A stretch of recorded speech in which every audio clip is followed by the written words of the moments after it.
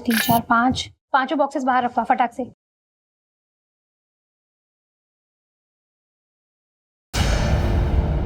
अरे रोहन, ये बॉक्सेस वहां क्यों पड़े हैं? कब से रखे हैं वहां? टैग करना है, लेकर आओ। हाँ हाँ मैम, मैं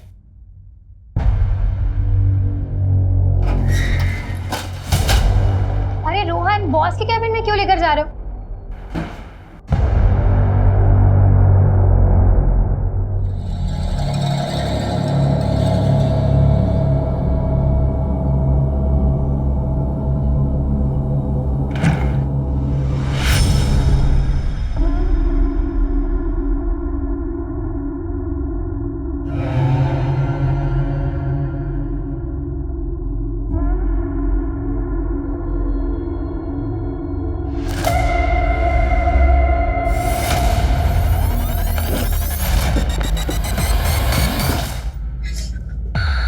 क्या कर रही थी यहाँ? सर वो लाइट ऑफ करने आई थी। आइंदा से बिना पूछे मेरे कैबिन में मत आना। जी।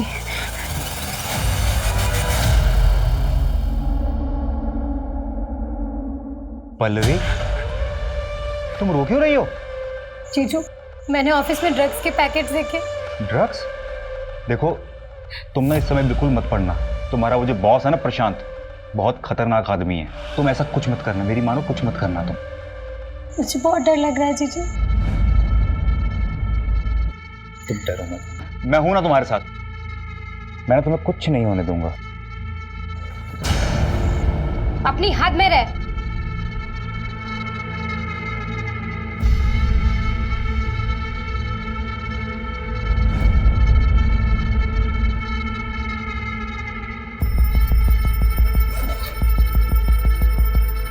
पल्लवी, ये कैसे कपड़े पहन के रखे हैं? ढंग के कपड़े नहीं पहन सकती? दीदी, मुझे समझ नहीं आता कि औरतों की ऐसी क्या मजबूरी होती है कि पति की इतनी बड़ी गलतियों को बस ऐसे ही इग्नोर कर देते हैं। ठीक है, छोटे कपड़े पहने, स्किन दिख रही है, इसका मतलब ये नहीं है कि इनविटेशन मिल गया कि चाहे जब आओ और चांस मारो। अच्छा मेरी बात सुन, ये क्या कर रही है तू? मैं जा रही हूँ। कहाँ जा रही है? अपने एक दोस्त के यहाँ कुछ दिन वहीं रहूंगी और उसके बाद रेंट पर शिफ्ट हो जाऊंगी। सुन, ना तो तू कहीं जाएगी और ना ही अपने बॉस के खिलाफ कोई कंप्लेन करेगी। मैं जा रही हूँ और बाकी सामान बाद में लेकर जाऊंगी। आप सोचिए ना दीदी, जो आदमी आपके घर में रहकर आपकी बहन की इज्जत पे हाथ डाल सकता है, वो बाहर जाकर क्या कुछ नहीं करता होगा। अरे मैं तुम्हें छोड़ दूं कहीं? Thank you. क्या एटीट्यूड है इस लड़की में।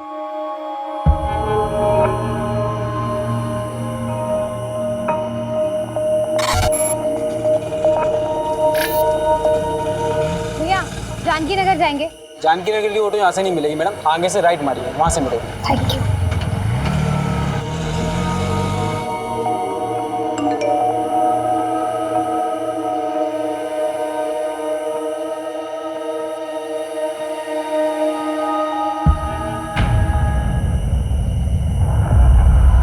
जरा सी भी आवाज निकाली ना तो जान से मार डालूंगा। चलो उठ। ये क्या हालत बना रखी है तूने अपनी?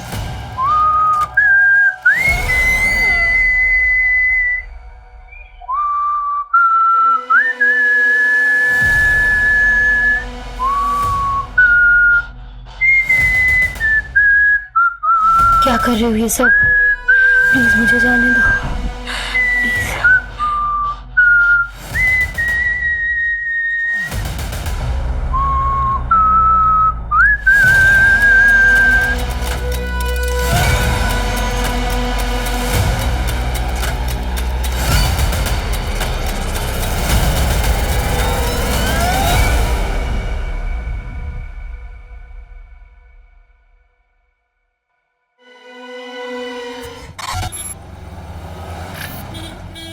तू एक काम कर, जल्दी जा, जल्दी से अपना बैग रेडी करके आ। नगमा, इतनी देर लगा दी तुम लोगों ने। अरे क्या करेंगे, टेलर ने कपड़े ही नहीं सिले थे, बैठ के सिलाना पड़ा, वरना आयशा क्या पहनती। बहुत लेट हो गया। नगमा, ये फातिमा को सलामी पर दे देना।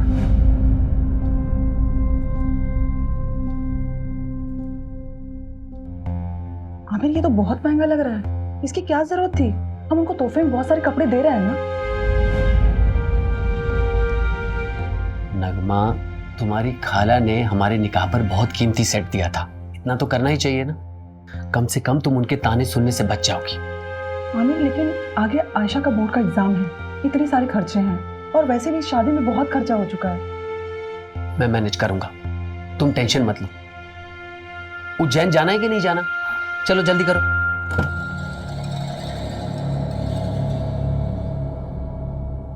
आयशा, अपना लोकेशन ऑन कर लेना और वहां पहुंचकर मुझे फोन करना। अरे आप क्यों चिंता करें, हम फोन करेंगे अब आपको। चलो अब आप टेंशन मत लीजिए, हम लोग अच्छे से पहुंच जाएंगे। ठीक है, ठीक है।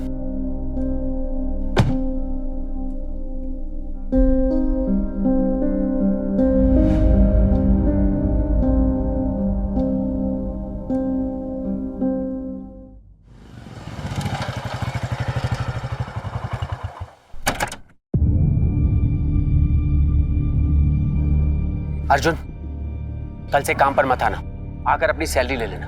क्या हुआ आमिर भाई, सब ठीक तो है? एक हफ्ते में दूसरी बार कंप्लेंट आई है तुम्हारी। वो तो तुम्हारी बीवी पेट से है, इसलिए मैंने पिछली बार माफ करवा दिया था, पर अब मैं कुछ नहीं कर सकता। कोई दूसरा काम ढूंढ लो। आमिर भाई, क्या है ना कि नई जगह जाऊंगा, नया जॉब ढूंढूंगा, नए दोस्त यार मिलेंगे। अब दोस्ती यार में थोड़ा पीना पाना तो हो गई, उस नशे के चक्कर में कभी आपके घर की असलियत निकल गई तो ना। अरे नहीं नहीं नहीं, नहीं निकले कि नहीं, बोलूँगा नहीं। इन क्या है, नशे में जबान पे काबू थोड़ी है। कमीने, मैंने तेरे साथ इतना कुछ किया और तू मुझे ही धमकी दे रहा है। अब देखता हूँ कैसे ऑफिस में आता है तू, और कैसे अपने बचे हुए 20 दिन की पगार लेता है। मैं भी देखता हूँ कैसे मिलेगा तो कैसे मिलेगा। आयशा बेटा, अब्बू को लोकेशन भेजा? कब का भेज दी?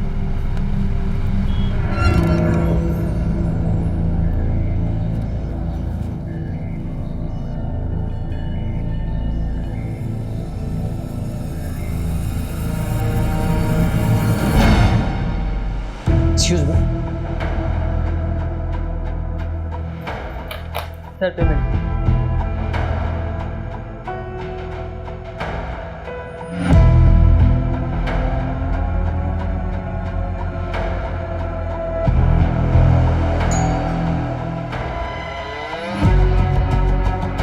कैसी हो रोशनी?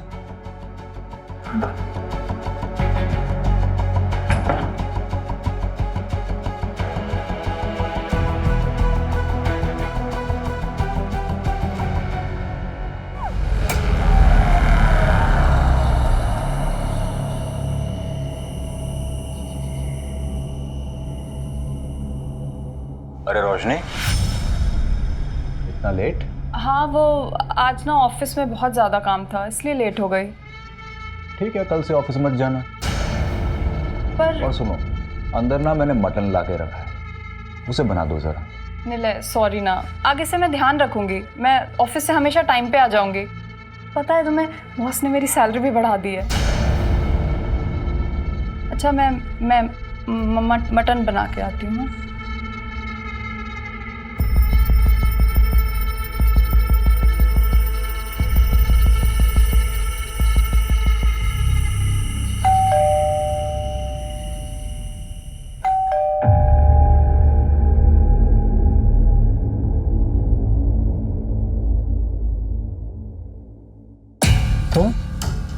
तुम्हारी हिम्मत कैसे हुई यहाँ आने की? यहीं रुको, मैं बताता हूँ तुम्हें। सर, आज सुबह ही बीवी नगमा और बेटी आयशा उज्जैन से लौटे हैं।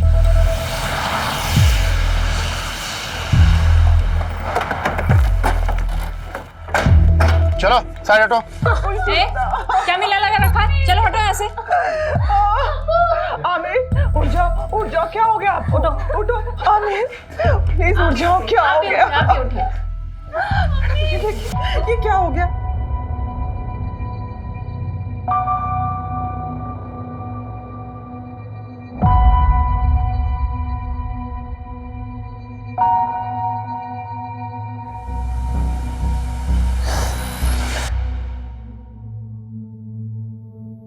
देखिए नगमा जी, मैं जानता हूं कि ये सही वक्त नहीं है, लेकिन इन्वेस्टिगेशन भी जरूरी है। आप हमें बता सकती हैं कि जब आप यहाँ वापस आई तो आपने सबसे पहले क्या देखा?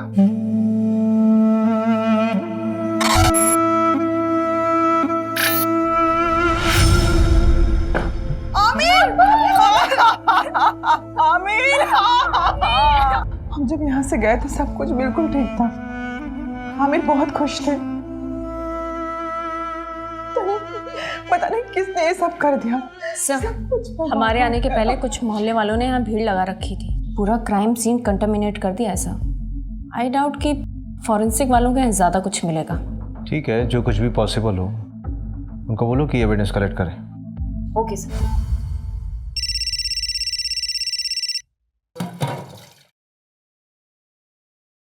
हेलो हेलो दीदी, दीदी प्लीज मुझे बचा लीजिए। नहीं मुझे नहीं पता मैं कहाँ हूँ, पर प्लीज दीदी मुझे बचा लीजिए, वो मुझे मार देगा। कौन मार डालेगा पल्लवी? दीदी प्लीज प्लीज।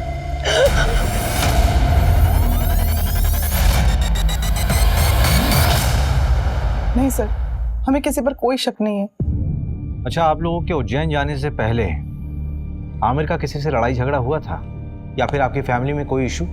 आमिर बहुत अच्छे इंसान थे, उनकी किसी से कोई दुश्मनी नहीं थी। पानी लीजिए। घर से कोई सामान गायब हुआ था? हाँ, मेरा लैपटॉप गायब था और अब्बू का फोन। ठीक है, डिटेल्स दे दीजिए। अगर इसके अलावा कुछ भी याद आए तो हमें बताइएगा जरूर। अभी जा सकते हैं आप।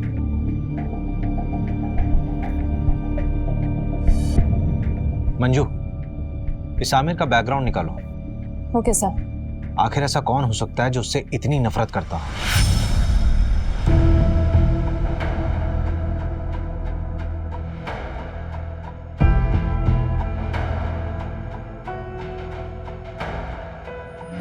मैंने ऑफिस में ड्रग्स के पैकेट्स देखे।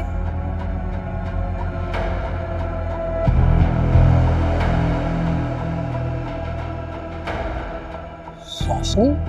आमिर, रोशनी तुम इतने सालों बाद कैसी हो?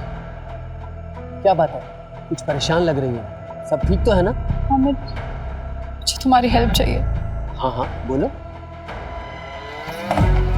गुड मॉर्निंग सर, मैं रोशनी वर्मा जॉब इंटरव्यू के लिए आई हूँ। यस, कम इन। आमिर ने बताया था मुझे। फाइल? Yes sir. तो ये तुम्हारी पहली जॉब है?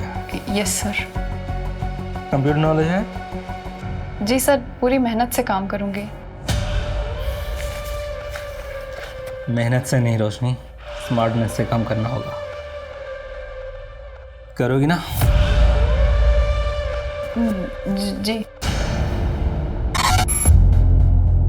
आमिर के अकाउंट से एक होटल में रेगुलर पेमेंट्स दिखा रहा है, ऑलमोस्ट एवरी वीक। मैंने उस होटल में फ़ोन किया था तो वहाँ के रिसेप्शनिस्ट ने बताया कि आमिर यहाँ एक औरत के साथ आया करता था और दिए गए आईडी के मुताबिक उस औरत का नाम रोशनी वर्मा है। ये देखिए। इसका मतलब आमिर का एक्स्ट्रा मैरिटल अफेयर था। सर फिलहाल तो ऐसे ही लग रहा है। मैंने उस होटल की सारी सीसीटीवी फुटेजेस मंगा ली है। ये देखिए सर, ये वाली फुटेज, ये मर्डर के 2 दिन पहले की है।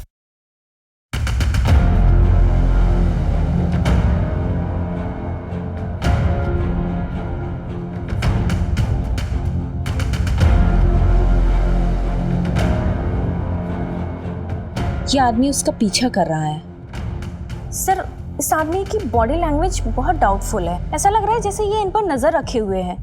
मैंने इसकी फोटो सर्कुलेट करवा दी है सर। गुड। हेलो। आमिर को उसकी बीवी ने मारा है। कौन बोल रहा है? फिर से बोलिए आप। आमिर को उसकी बीवी ने मारा है। लेकिन नगमा अपने हस्बैंड को क्यों मारेगी? हेलो। फिर से लगाओ। The number you are trying to call is currently switched off. एक ऐप है, मैं लोकेशन चेक करता हूँ। जल्दी करो। लोकेशन जहांगीराबाद है। इसका मतलब कॉलर आमिर के एरिया से ही थी। सर, नगमा को उठा ले क्या? नहीं, किसी रैंडम कॉल के बेस पे हम किसी भी विक्टिम की वाइफ को नहीं उठा सकते। हो सकता है हत्यारे ने हमें भटकाने के लिए खुद कॉल किया हो या किसी से करवाया हो। इस नंबर को ट्रेस करो। Okay sir. मर्डर से 2 दिन पहले नगमा के सारी मूवमेंट को ट्रैक करो। उसके उज्जैन वाली शादी, उसका आना जाना, सब कुछ। Okay sir. मैं जी जान लगा दूंगा रोशनी, बल्कि मैंने तो कल की ही मीटिंग सेट की है, तुम टेंशन मत लो। मैं तुम्हारी बहन को कुछ नहीं होने दूंगा। आमिर, अपना ध्यान रखना, प्रशांत बहुत खतरनाक है। तुम मेरी फिक्र मत करो रोशनी।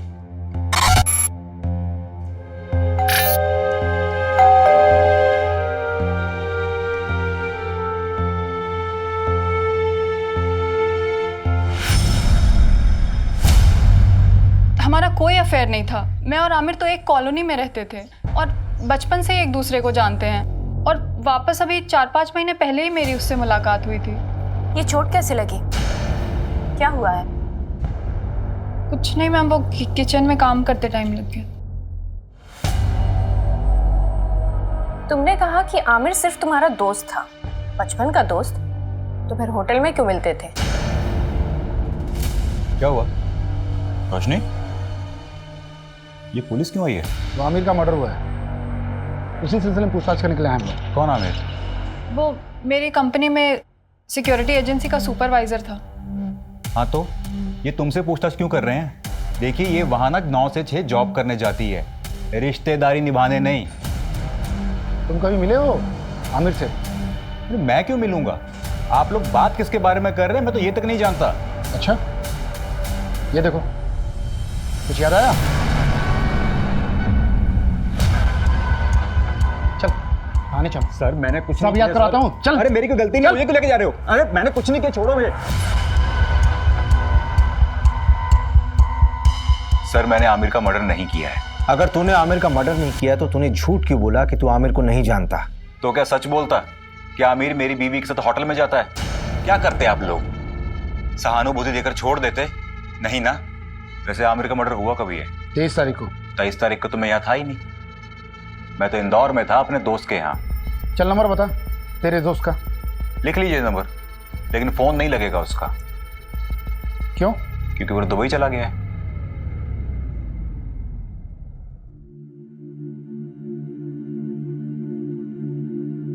मास्टर जी इस बार फिटिंग बहुत अच्छी बनाना, हम शादी में जा रहे हैं। भाभी जी हाथ ऊपर करिए। काफी पतले हो गए। मास्टर जी आप भी ना। मास्टर जी इस काम के लिए कोई औरत नहीं मिलती आपको? आजकल फीमेल टेलर मिलती कहाँ है? इतने समय से हम कपड़े सिला रहे हैं, लेकिन हमारे मास्टर जी का हाथ कोई पकड़ नहीं सकता। हाँ हाँ वो तो मैं देख ही रहा हूँ। आपका काम हो गया हो तो अपना सामान उठाओ और निकलो यहाँ से। बोलने से पहले कुछ तो सोचा करो।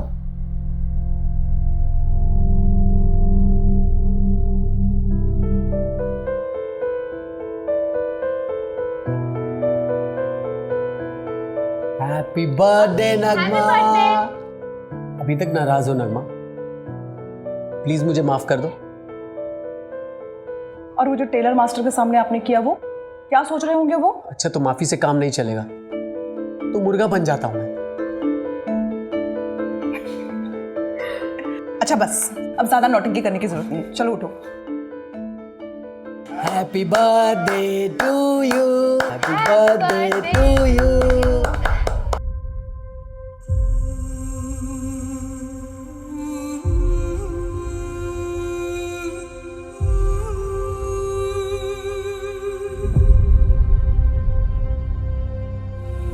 सर इनिशियल रिपोर्ट आ गई है।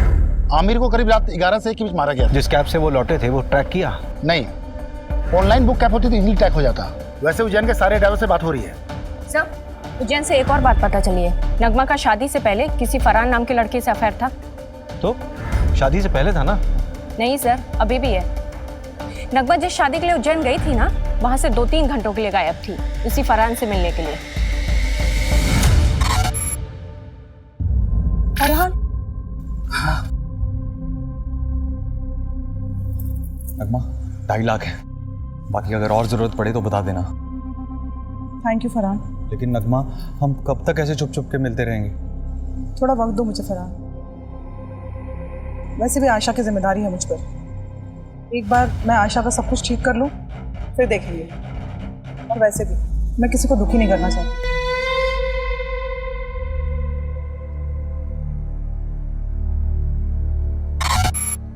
तो ठीक है,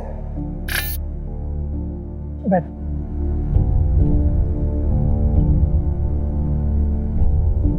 आयशा, मैं क्या कह रहा था कि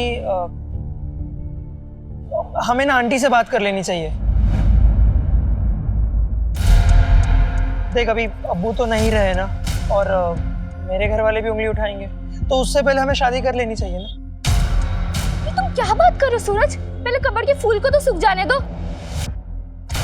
आयशा, मेरा वो मतलब नहीं था। पुलिस? अम्मी, अम्मी फिर से पुलिस वाले क्या करने आए यहाँ? ये तलाशी ले रहा है। उस दिन पे जाए तो उन्हें कुछ नहीं मिला था, आज क्या मिलेगा नया उन्हें? रवि, हाँ पोस्टमार्टम और फोरेंसिक रिपोर्ट देना। ये लीजिए। सबसे पहले आमिर के सर पर वार किया गया किसी हैवी ऑब्जेक्ट से। उसके बाद 12 बार चाकू से स्टैब किया गया उसे। और दरवाजे पर कोई फोर्स एंट्री के निशान भी नहीं थे। इसका मतलब यह है कि आमिर ने दरवाजा खुद खोला था। यह कांड किसी एक का नहीं बल्कि 2 लोगों का किया हुआ है। किलर के साथ कोई और भी था। सर, लेकिन आपको ये क्यों लगता है कि वो 2 लोग थे? ये रिपोर्ट देखो मंजू, इसमें साफ दिख रहा है कि आमिर की मौत सर पे चोट लगने से और उसके शरीर में चाकू मारने से हुई, राइट? हाँ। लेकिन इन दोनों ही चोटों का फोर्स और इंपैक्ट बिल्कुल अलग है। देखो,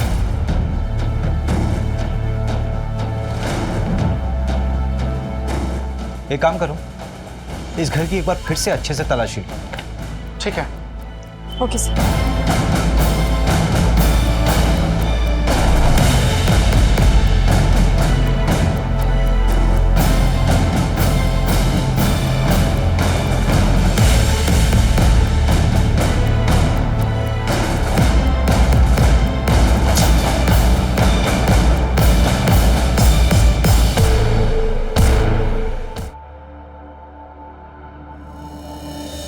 मैंने कुछ नहीं किया, आप मेरी बात तो सुनो।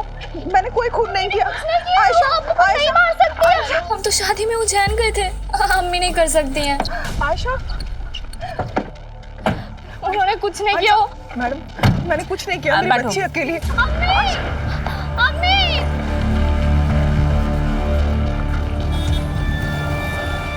सर, ये नगमा तो अभी तक कुछ काम का बोली ही नहीं है। बोलेगी। एक बार चाकू की फोरेंसिक रिपोर्ट तो आने दो। आखिर ये चाकू उसी के घर से बरामद हुआ था ना, उसी की अलमारी से। Yes sir. रवि भाई, तुम कहाँ बिजी हो? ये फाइल आमिर के घर से मिली थी, वही पढ़ रहा था। इसमें एक एफआईआर कॉपी है। 4 महीने पहले रोशनी ने न्यूमार्क थाने में एक एफआईआर दर्ज करवाई थी अपनी सगी बहन के किडनैपिंग। किडनैपिंग? स्ट्रेंज। इसका मतलब है रोशनी 2 विक्टिम से जुड़ी हुई। एक तो उसकी खुद की बहन जो 4 महीने से लापता है, और एक दूसरा आमिर। लेकिन सबसे बड़ा सवाल ये उठ रहा है रवि कि ये फाइल आमिर के पास क्या कर रही थी? अजीब तो है। ये देखिए, इस फाइल में ना कई सारे एड्रेसेस हैं, और ये फोटो देखिए आप।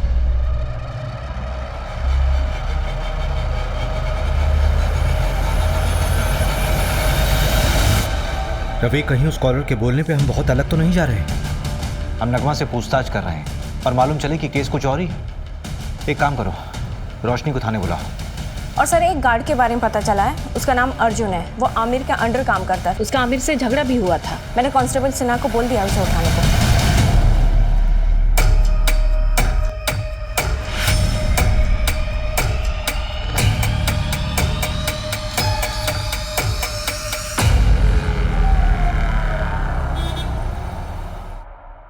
सर, मैं सच कह रहा हूँ, मैंने कुछ नहीं किया। मैंने किसी को नहीं मारा है।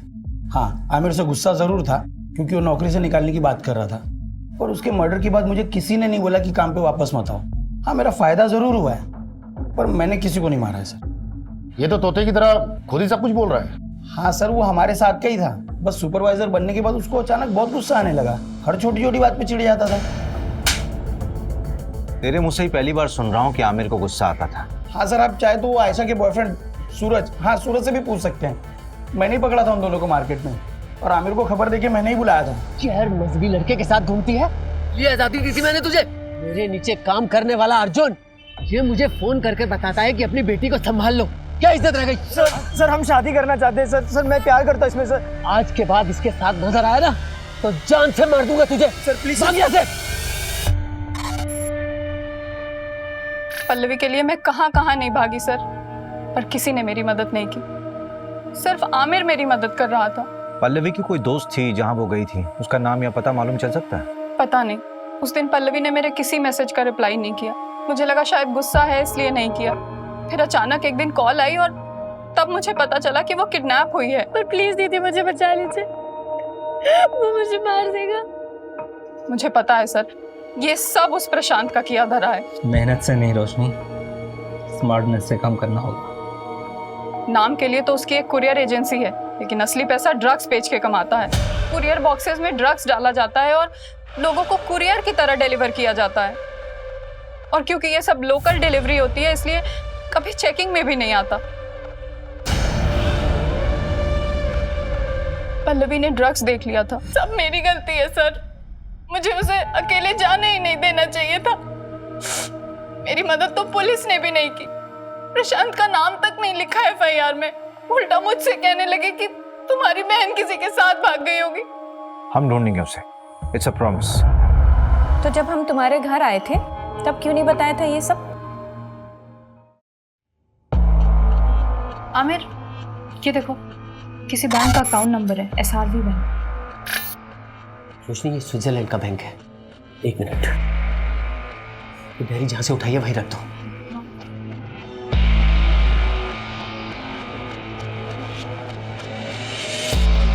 रोशनी इधर आओ। ये प्रशांत की प्रॉपर्टीज के पेपर है, उसके नाम कई प्रॉपर्टीज है। आमिर, शायद यहीं कहीं रखा हो उसने पल्लवी को। चलो हम अभी चेक करके आते हैं सारे एड्रेस। नहीं नहीं नहीं रोशनी, अभी बहुत लेट हो चुका, तुम घर जाओ।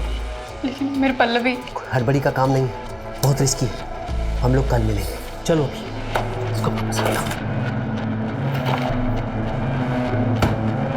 चलो चलो चलो जल्दी चलो।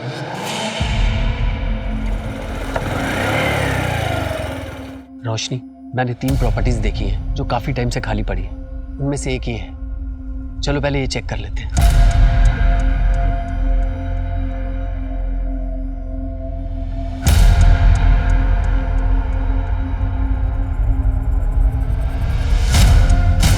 रोशनी, यहां तो कोई नहीं। चलो दूसरी प्रॉपर्टी में देखते हैं।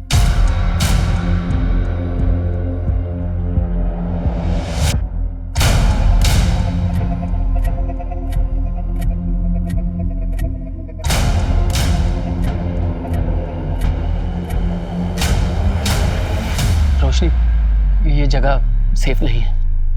बाकी के एड्रेस मैं कल खुद आके चेक करूंगा, तुम मत आना। अब चलो।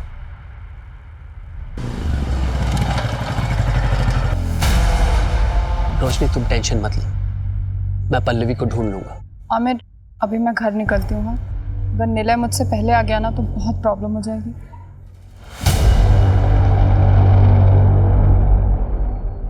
मैं बहुत डर गई थी, शायद प्रशांत को सब पता चल गया था और पल्लवी तो अभी भी उसके कब्जे में है।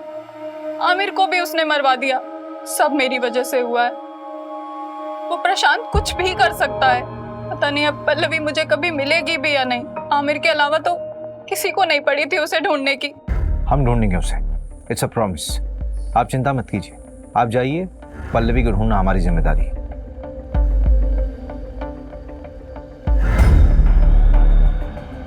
रवि, जिस नंबर से पल्लवी ने कॉल किया था उसकी डिटेल्स निकालो और इस कॉलर का भी इन्वेस्टिगेशन स्पीड अप कर दो जिसने आमिर की वाइफ का नाम लिया था। इस प्रशांत को यहाँ बुलाओ। ठीक है, उसे बुलाता हूँ थाने। लेकिन काफ़ी टाइम हो गया, पल्लवी जिंदा मिलेगी मुश्किल लगता है।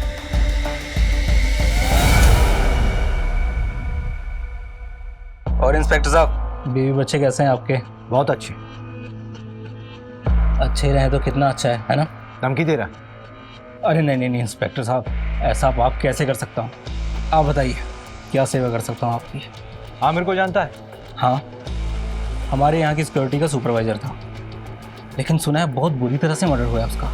किसने किया है? पल्लवी को जानता है? जी हाँ, हमारे यहाँ काम करती थी, डेटा एंट्री ऑपरेटर का। फिर अचानक उसने जॉब छोड़ दी।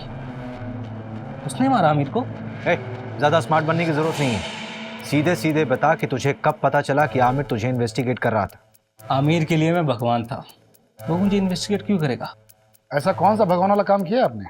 उसकी बेटी का अबॉर्शन करवाना था, उसके लिए पैसे और सीक्रेट डॉक्टर का नंबर मैंने ही दिया था। डॉक्टर का कांटेक्ट नंबर? हाँ बिल्कुल, आप भी जाइए, आपकी भी प्रॉब्लम है ना, वो भी सॉल्व कर देगा वो। ज्यादा बकवास नहीं। हाँ, लेडीज हैं आप, और हम लेडीज की इज्जत करते हैं, इसीलिए एक गुस्ताखी माफ कर देते हैं, वरना क्या? और क्या करेगा? मंजू मंजू मंजू,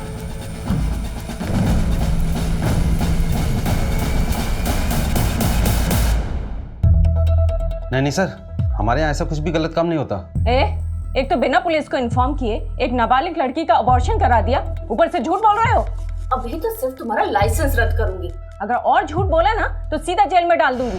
नहीं मैडम, ऐसा मत करना, मैं आपको सच्चाई बताता हूँ। आमिर 4 हफ्ते पहले आया था अपनी बेटी को लेके अबॉर्शन के लिए। आयशा, अभी तो सिर्फ 2 महीने हुए हैं, अभी तो अबॉर्शन हो सकता है। और आमिर, तेरी बेटी तो अभी नाबालिग है, पुलिस केस हो सकता है। डॉक्टर साहब, मेरे बच्चे की जिंदगी खराब हो जाएगी। वो लड़का इसकी क्लास का है, उसे जब खबर मिली तो वो घबरा गया। डॉक्टर साहब, आप इसका अबॉर्शन कर दीजिए, हमें कोई पुलिस केस नहीं करना। नहीं अब्बू, जो कुछ हो रहा है तेरे अच्छे के लिए हो रहा है। मैं ताने सुन सकता हूँ, लेकिन तू ताने नहीं सुन सकती। छोटे बच्चे की परवरिश करना इतना आसान नहीं है, खासकर जब उसका बाप उसके साथ ना हो। अब्बू ने मेरा साथ दिया था। तुम्हारा अबॉर्शन हुआ तो डेफिनेटली तुम्हें सूरज से भी मिलने से रोका गया होगा, तो क्या इन सारी बातों को लेकर सूरज गुस्सा था क्या आमिर से? देखिए, ना सूरज ने अब्बू को मारा है और ना अम्मी ने अब्बू को मारा है। आप शुरू से गलत इन्वेस्टिगेट कर रहे हो। देखो आयशा, अगर तुम्हें ये लगता है कि तुम्हारी मम्मी बेवजह लॉकअप में बंद है तो तुम्हें ही उनकी मदद करनी होगी ना, नहीं तो वो जिंदगी भर किसी और के जुर्म की सजा काटती रहेंगी। नहीं, ऐसा बिल्कुल नहीं होगा। वकील ने कहा है कि उनकी कल तक जमानत हो जाएगी, इसके बाद वो कभी भी जेल नहीं जाएगी। अम्मी ने कुछ भी नहीं किया है, इसलिए आप लोगों को कोई सबूत नहीं मिल रहा है। अब आप जाइए। न्यू मार्ग थाने बात हुई, लोकल पुलिस ने पल्लवी केस में प्रशांत से पूछताछ की थी, लेकिन उन्हें भी प्रशांत के खिलाफ कुछ भी नहीं मिला। हो सकता है पल्लवी अपनी मर्जी से कहीं गई होगी। जिस नंबर से पल्लवी ने कॉल किया था वो नंबर भी ट्रेस नहीं हो रहा है, फेक आईडी पे लिया गया था और स्विच ऑफ हो गया। पर सर, पल्लवी को गायब करने का मोटिव तो बनता है प्रशांत के पास। नगमा का एक्स बॉयफ्रेंड फरहान का भी कुछ पता नहीं। हाँ, एक बात पता चली है, उसने नगमा को 2.5 लाख रुपए उधार दिए थे। 2.5 लाख है, बाकी अगर और जरूरत पड़े तो बता देना। अब इतने पैसों की उसे क्या जरूरत पड़ी, ये तो नगमा ही बता सकती है। ऊपर से मिस्ट्री कॉलर का अभी तक नहीं पता लगा जिसने नगमा का नाम लिया था।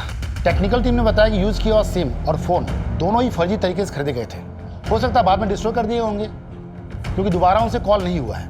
इसका मतलब we are back to the square one here. हमारे पास सिर्फ ये सीसीटीवी फुटेज है जो पल्लवी की किडनैपिंग साइट से हमें कैमरे के थ्रू मिली। देखते हैं क्या होगा इसमें।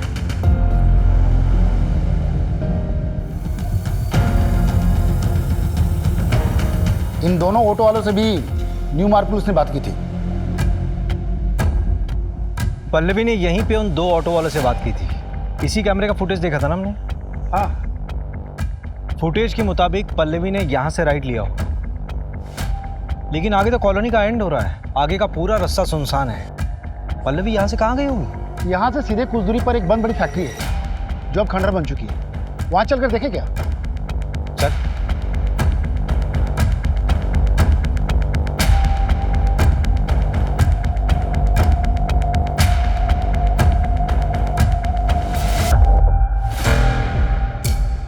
जीन्स से बांधा गया था, मेकअप का सामान।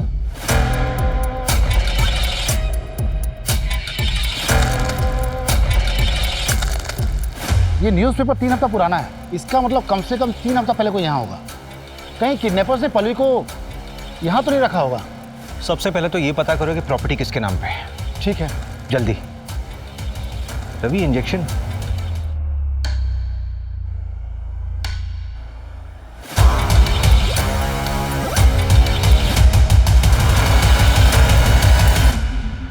सर, इनकी बेल हो गई।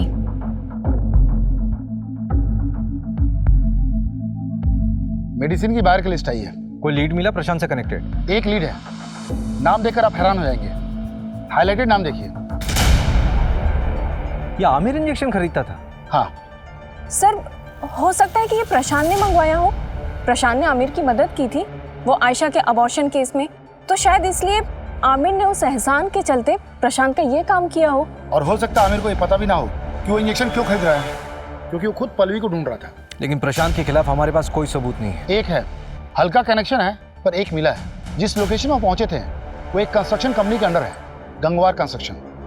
और इस गंगवार कंस्ट्रक्शन प्राइवेट लिमिटेड में 21% का स्टॉक होल्डर है प्रशांत।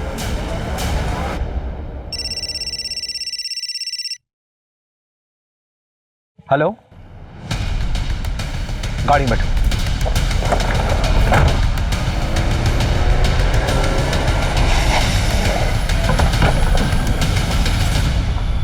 किधर?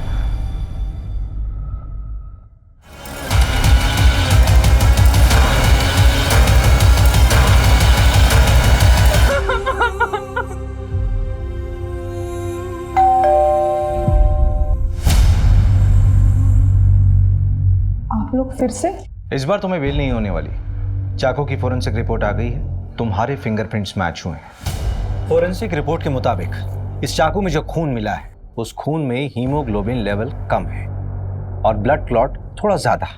तो ये जो खून इस चाकू में मिला है वो विक्टिम के मर्डर के कम से कम 24 से 48 घंटे बाद का है।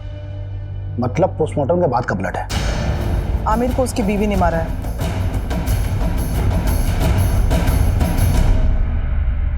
मैं अपना जुर्म कबूल करती हूँ, मैंने ही आमिर को मारा है। झूठ बोल रही हो तुम नगमा।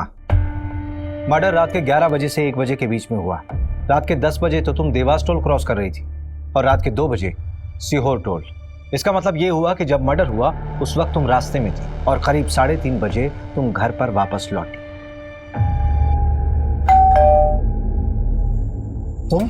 तुम्हारी हिम्मत कैसे हुई यहाँ आने की? रुको, मैं तुम्हें अभी देखता हूँ। तू चल मेरे साथ चल। अब जो मैं कहूंगी तो वही करेंगे। चल। आयशा बोलो, क्यों किया ये सब? देखो मैं जानता हूँ तुम दूसरी कैब करके पहले ही भोपाल पहुंच गई थी और तुम्हारी माँ नगमा बाद में अकेली आई थी। देवास टोल नाके के सीसीटीवी फुटेज में तुम्हारी माँ कैब में अकेली दिखाई दे रही है। इसके आगे जाकर हमने इन्वेस्टिगेट किया तो पता चला कि मर्डर के समय तुम्हारी माँ घर पर थी ही नहीं। सबूत हैं हमारे पास। सर प्लीज, मैं आपके आगे हाथ जोड़ती हूँ, इसको छोड़ दीजिए। इसकी सजा मुझे दे दीजिए। ये अभी बहुत छोटी है, इसकी पूरी जिंदगी बर्बाद हो जाएगी। आयशा मैं तुमसे पूछ रहा हूँ, बोलो क्यों किया तुमने ऐसा? नगमा तो तुम दोनों को भगाने वाली थी, फिर क्यों? बोलो आयशा। क्योंकि मैं नहीं भाग पा रही थी। कैसे चली जाती मैं? कैसे भूलती है सब कुछ? वो मेरा रेप करता था, मेरा खुद का बाप। जो अबॉर्शन करवाया था वो सूरज का बच्चा नहीं, वो कमीना आमिर का था। तुम्हारी अम्मी ने पैसों का इंतजाम किया था तो फिर क्यों नहीं चली गई? नहीं जाना था मुझे, नहीं भागना था। जब तक मैं उस कमीने को सजा नहीं दिला देती मैं नहीं भूल पाती है सब कुछ। लेकिन अब मैं भूल सकती हूँ, चैन से जी सकती हूँ, सूरज के साथ या फिर इस जेल में, पर जी सकती हूँ। पल्लवी का किडनैप भी आमिर ने किया होगा, उसी ने उसका रेप और मर्डर किया होगा। पोस्टमार्टम के मुताबिक जिस वक्त पल्लवी का मर्डर हुआ उस वक्त प्रशांत मुंबई में था।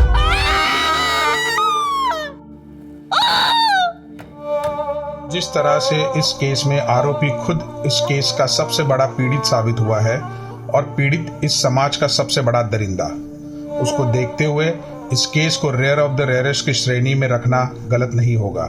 सारे सबूतों के बिना पर आमिर मलिक मर्डर केस में ये juvenile justice board Ayesha Malik को 3 महीने की सजा सुनाती है और इस दौरान वो जमानत की अर्जी भी लगा सकती है।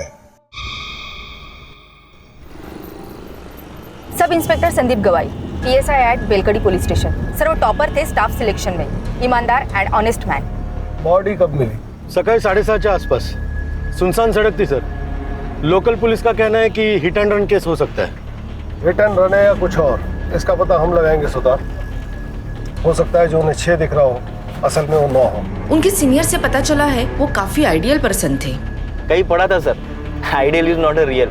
जैसे अभी आपने बताया ना वो 6 और 9 के बारे में। फिर भी एक पुलिस वाले को कोई क्यों मारेगा? वही पता लगाना है रश्मि। अरे आप हमें रोक क्यों रही हैं? क्या हुआ है यहाँ? सर बताइए यहाँ पे क्या हो रहा है? सर बताइए यहाँ पे क्या हो रहा है? पीछे हटिए, पीछे हटिए, पीछे हटिए।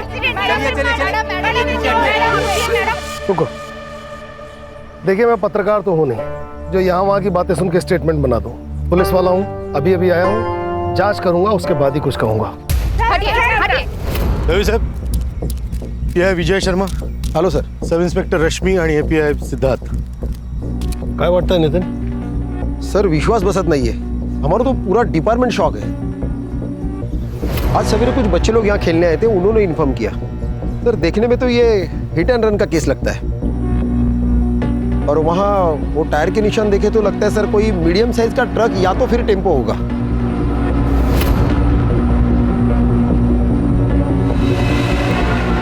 ये हिट एंड रन नहीं, मर्डर है. हिट एंड रन के केस में बॉडी पे अक्सर ऐसे टायर के मार्क्स नहीं होते. हिट एंड रन के केस में अक्सर बॉडी पार्ट जैसे ब्रेन, हार्ट, रीढ़ की हड्डी ये डैमेज होता है.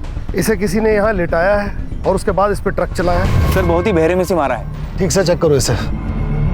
रश्मि, इस केस से जुड़े सारे डिटेल्स चाहिए और संदीप के पर्सनल डिटेल्स भी. जलगांव के बेलकड़ी गांव पुलिस चौकी के PSI संदीप गवई की बेरहमी से मौत हो चुकी है. सड़क से मिली. पुलिस वाले को कौन मार सकता है?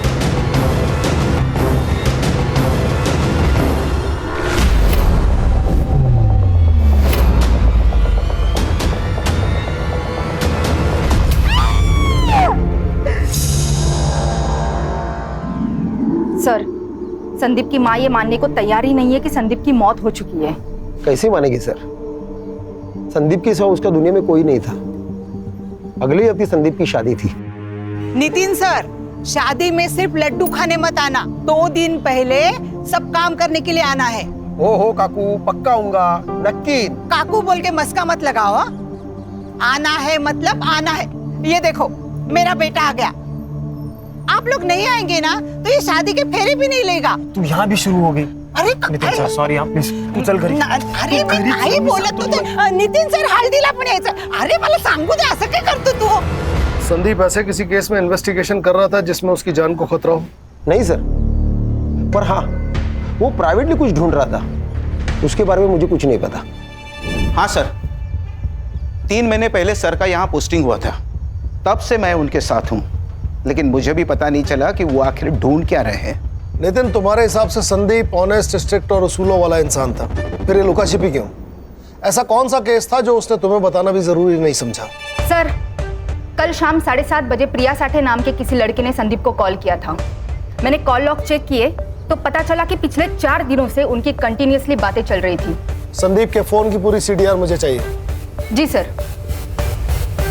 कौन है प्रिया साठे, जानते हो? हाँ सर, उन दोनों के बीच कुछ तो था, पर क्या था वो मुझे पता नहीं. उस दिन मैंने उसे पहली बार देखा था. प्रिया, थांबे, गाड़ी थांबो.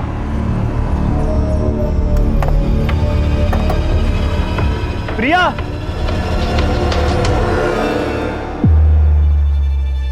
मैंने सर से पूछा कि वो लड़की कौन थी. तभी उन्होंने मुझे बताया कि वो उनके कॉलेज की पुरानी फ्रेंड थी. लेकिन दूसरी बार जब मैं ड्यूटी खत्म करके घर जा रहा था, 2 लोग अकेले सुनसान जगह पे हाथ पकड़ के बैठे रहेंगे तो इसका क्या मतलब हो सकता है सर? बाद में मुझे पता चला कि प्रिया शादीशुदा है. 1 साल पहले ही उसकी शादी हो चुकी है. मैंने उन्हें बहुत समझाने की कोशिश की, पर आखिर में जूनियर हूं सर, मेरी कौन सुनेगा?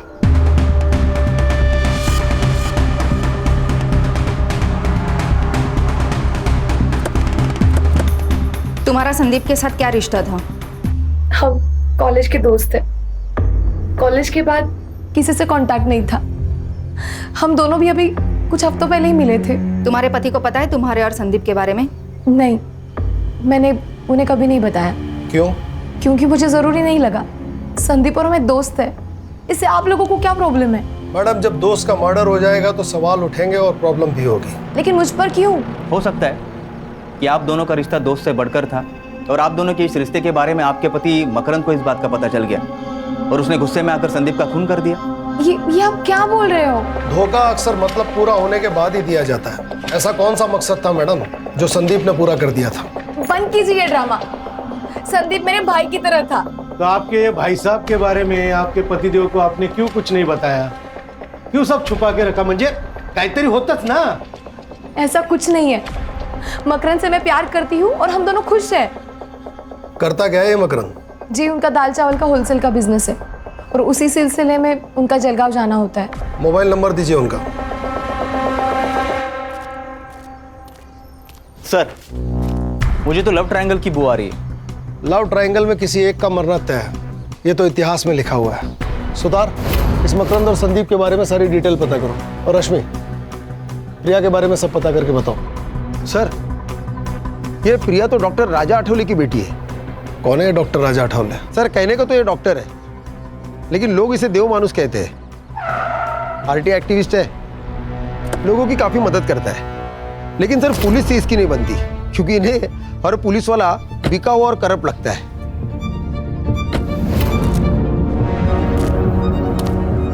अरे राजा साहब, आप क्या हुआ?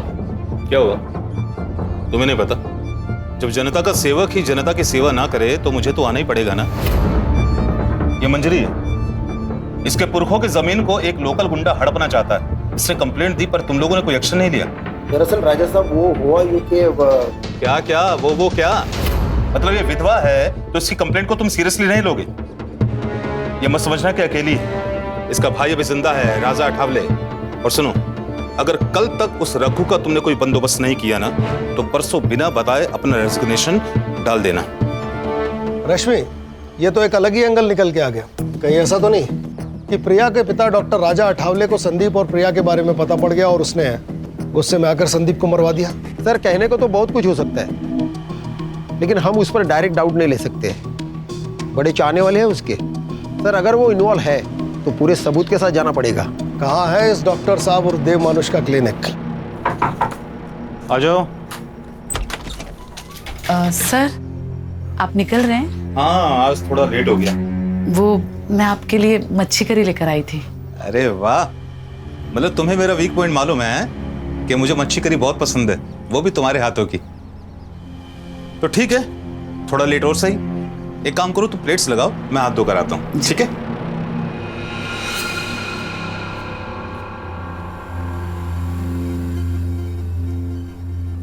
अरे वाह, खुशबू तो बहुत अच्छी आ रही है।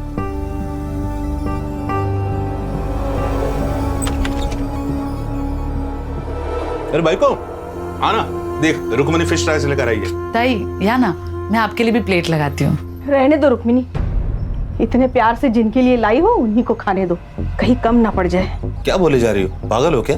आप क्यों भूल जाते हैं कि आपका एक घर है, बीवी है, परिवार है जो आपके लिए वेट कर रहा है, पर आप हमारी परवाह किए बगैर यहाँ एक पराई औरत के साथ खाना खा रहे हैं। सर, मैं आती हूँ।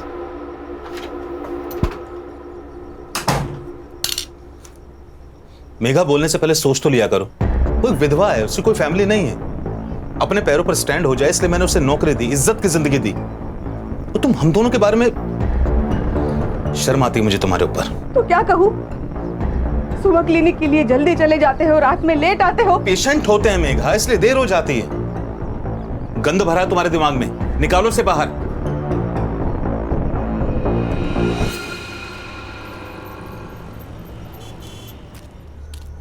संदीप, संदीप! अरे ताई, तुम्हें इथे क्या हुआ? तांबे भाऊ आपके सर आज भी टिफिन भूल के आए हैं। मैं उनकी पसंदीदा भिंडी बनाई थी, वो लेके आई हूँ।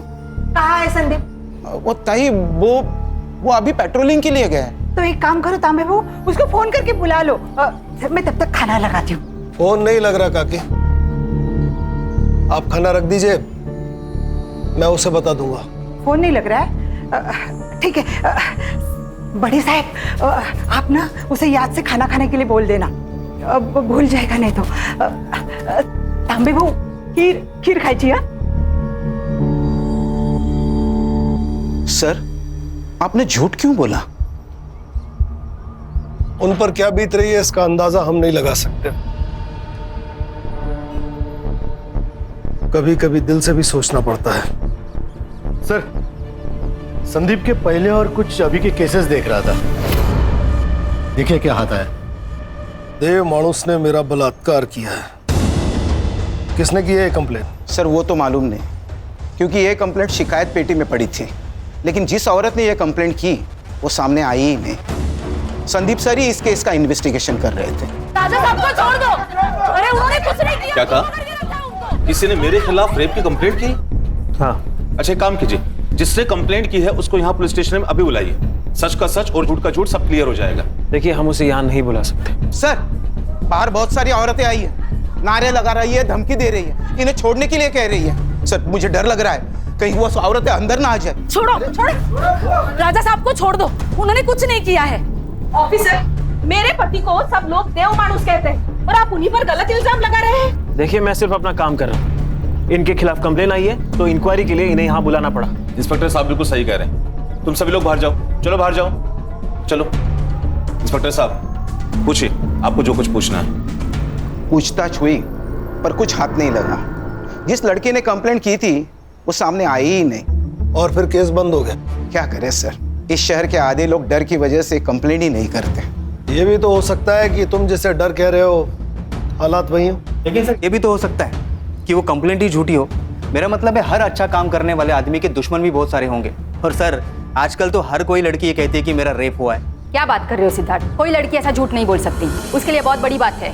रश्मि मैडम, फेक एलिगेशंस के कितने केस आते हैं हमारे पास, और इन लड़कियों के फेक एलिगेशंस की वजह से कितने ही लड़कों की जिंदगी बर्बाद होते हुए देखी मैंने अपनी आंखों से। इसका मतलब है हर लड़की झूठी है? मैंने ये तो नहीं कहा ना, मैंने तो बस इतना कहा कि हर लड़की सच्ची नहीं होती। बस देखो, तुम ज्यादा बस साला हर जगह शुरू हो जाते हो। जब से इंक्वायरी शुरू हुई है तब से इस देव मानुस का नाम दूसरी बार आया है। इसकी और इसके फैमिली की पूरी कुंडली चाहिए मुझे। Yes sir. ये लो। वाओ, कैसे लगे? बहुत खूबसूरत है बाबा। अभी कहाँ खूबसूरत, ये दिखाओ। खूबसूरत तो अब लगेंगे बेटा। अच्छा बताओ, कॉलेज कैसा चल रहा है तुम्हारा? कॉलेज? आई को क्या हुआ? आई, क्या हुआ तुझे? तू ऐसे गुस्सा होकर क्यों आ गई आई? अरे कुछ नहीं हुआ, ये तेरी आई मुझसे गुस्सा। क्या है ना, उसे लगता है कि मैं तुझे टाइम नहीं दे पाता। आई, ये सब बाबा अपने लिए ही तो करते हैं ना, सब इन्हें देव मानुस बोलते हैं, पर मेरे लिए तो मेरे बाबा एकदम सुपर हीरो जैसे हैं। सुनामेगा? शाबाश। तुझे कॉलेज के लिए लेट नहीं हो रहा है? ओ हाँ, मैं बैग लेकर आई। हाँ ठीक है बेटा, जल्दी आना, मैं तुम्हें ड्रॉप कर दूंगा, है ना? वो चले जाएगी। आई, मैं ना आते आते दीदी के घर होते हुए आऊंगी। बाय। चलो बाबू, चलो। हाँ चलो चलो, आओ। चलो मेगा, शाम को मिलता हूँ। देख, तू अच्छे से पढ़ाई करेगी ना, मैं तेरा एडमिशन मुंबई के सेंट मेरी कॉलेज में कराऊंगी। फिर तू मुंबई में रहेगी और वहीं से पढ़ाई करेगी। अरे दीदी, लेकिन उसके लिए तो कितने सारे पैसे चाहिए ना, हम कहाँ से लेंगे इतने सारे पैसे? तो उसकी चिंता मत कर, मैं मैनेज कर लूंगी। बस तू पढ़ाई पे ध्यान देना। और चाहिए? नहीं दीदी, बस हो गया।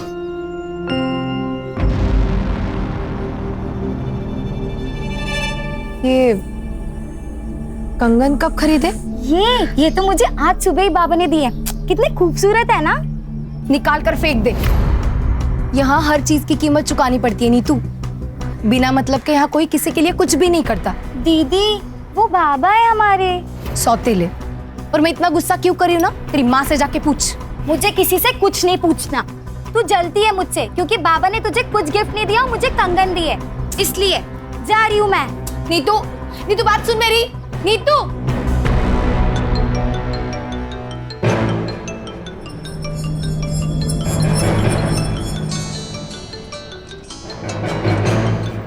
हेलो। देखकर अनदेखा अच्छा कर लेती है तू माँ है या चुड़ैल? शर्म नहीं आती तुझे? प्रिया, तू शांत हो जा। कैसे शांत रहूं आई?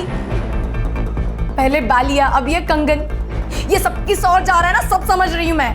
देख, तू चुप बैठ। चुप रहकर ही तो सब कुछ सह लिया, लेकिन नीतू ये नहीं सहेगी। अब तो समझ आई, बचा ले अपनी बेटी को।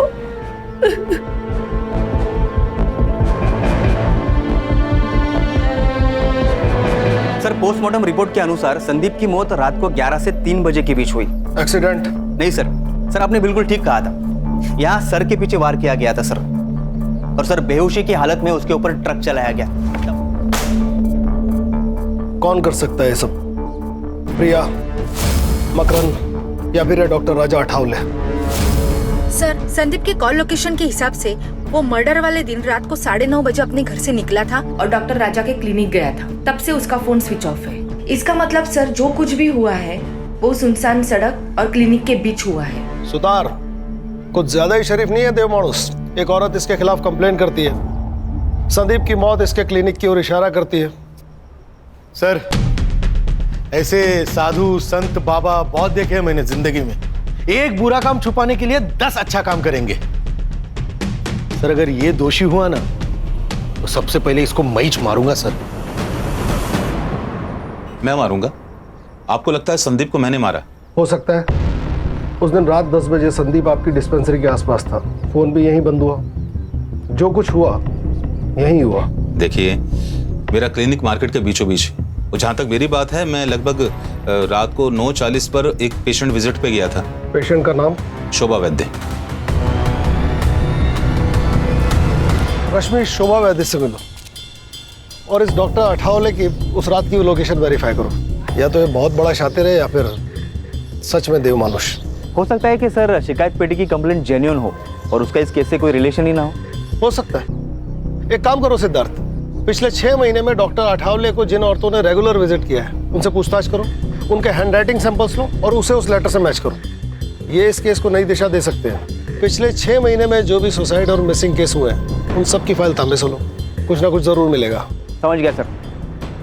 चला। रश्मि, मकरंद का कुछ पता चला? जलगांव में ही है या कहीं और? पता नहीं सर, पिछले 24 घंटे से उसका फोन स्विच ऑफ आ रहा है और उसकी last call location बेलकड़ी bus stand थी। ये दोनों मियाँ बीवी मिलके कहीं हमें घुमा तो नहीं रहे? ये प्रिया के पास चले सर? तुम जाओ और जो मैं कहता हूँ वो बोलो। मुझे नहीं पता मकरंद कहाँ है। और तुम्हें कोई परेशानी नहीं है?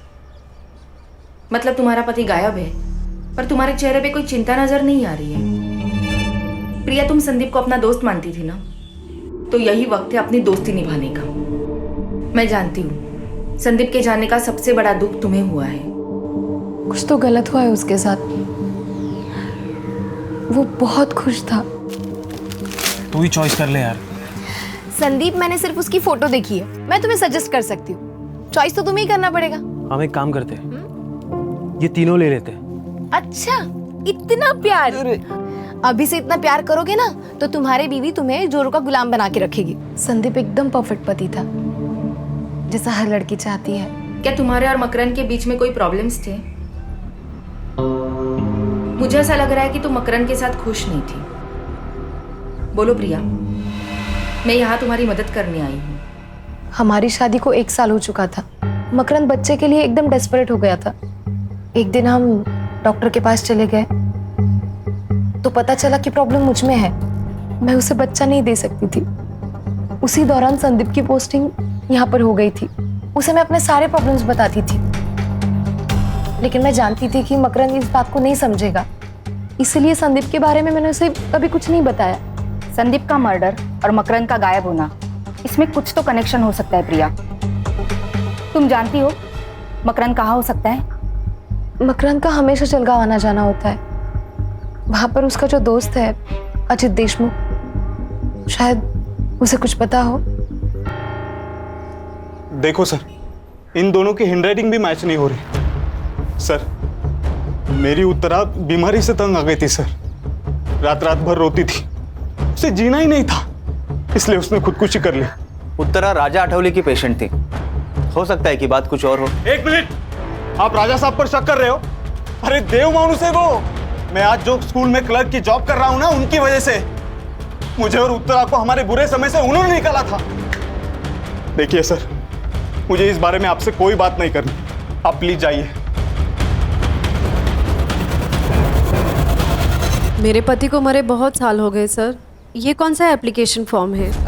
क्या है ना मैडम, हम ग्राम पंचायत से आए हैं। वो क्या है ना, सरकारी कामकाज रहता है तो रोज नए नए फॉर्म, नए नए कागज लगते रहते हैं। बस अब हाँ, आप बस ये फॉर्म भर कर दीजिएगा, बाकी हम लोग देख लेंगे। हाँ, ये लीजिए बस। ये लीजिए।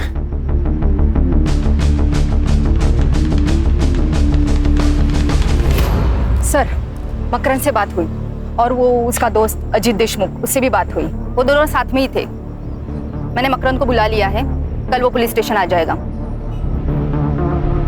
अरे बैठ ना मकरन. सुधर भाऊ दांड का घ्या जरा आपलं. आलो. क्या रे? हाँ? 3 दिवसापासून फोन बंद करून बसलायस. तेरे को क्या लगा तू फोन बंद करके बैठेगा तो तेरे को हम भूल जाएंगे? हाँ, तेरे को पकड़ नहीं पाएंगे. बोल. सच सच बता, क्यों भागा था घर से? क्या करता मैं उस घर में रहकर? मुझे उस प्रिया की शक्ल भी नहीं देखनी थी. उसने धोखा दिया है मुझे और मेरी फैमिली को. मतलब? प्रिया कंसीव नहीं कर पा रही थी, इसलिए हम डॉक्टर के पास गए. स्कैन किया, जब मैंने रिपोर्ट देखी तो मैं पागल हो गया था. इतना बड़ा धोखा.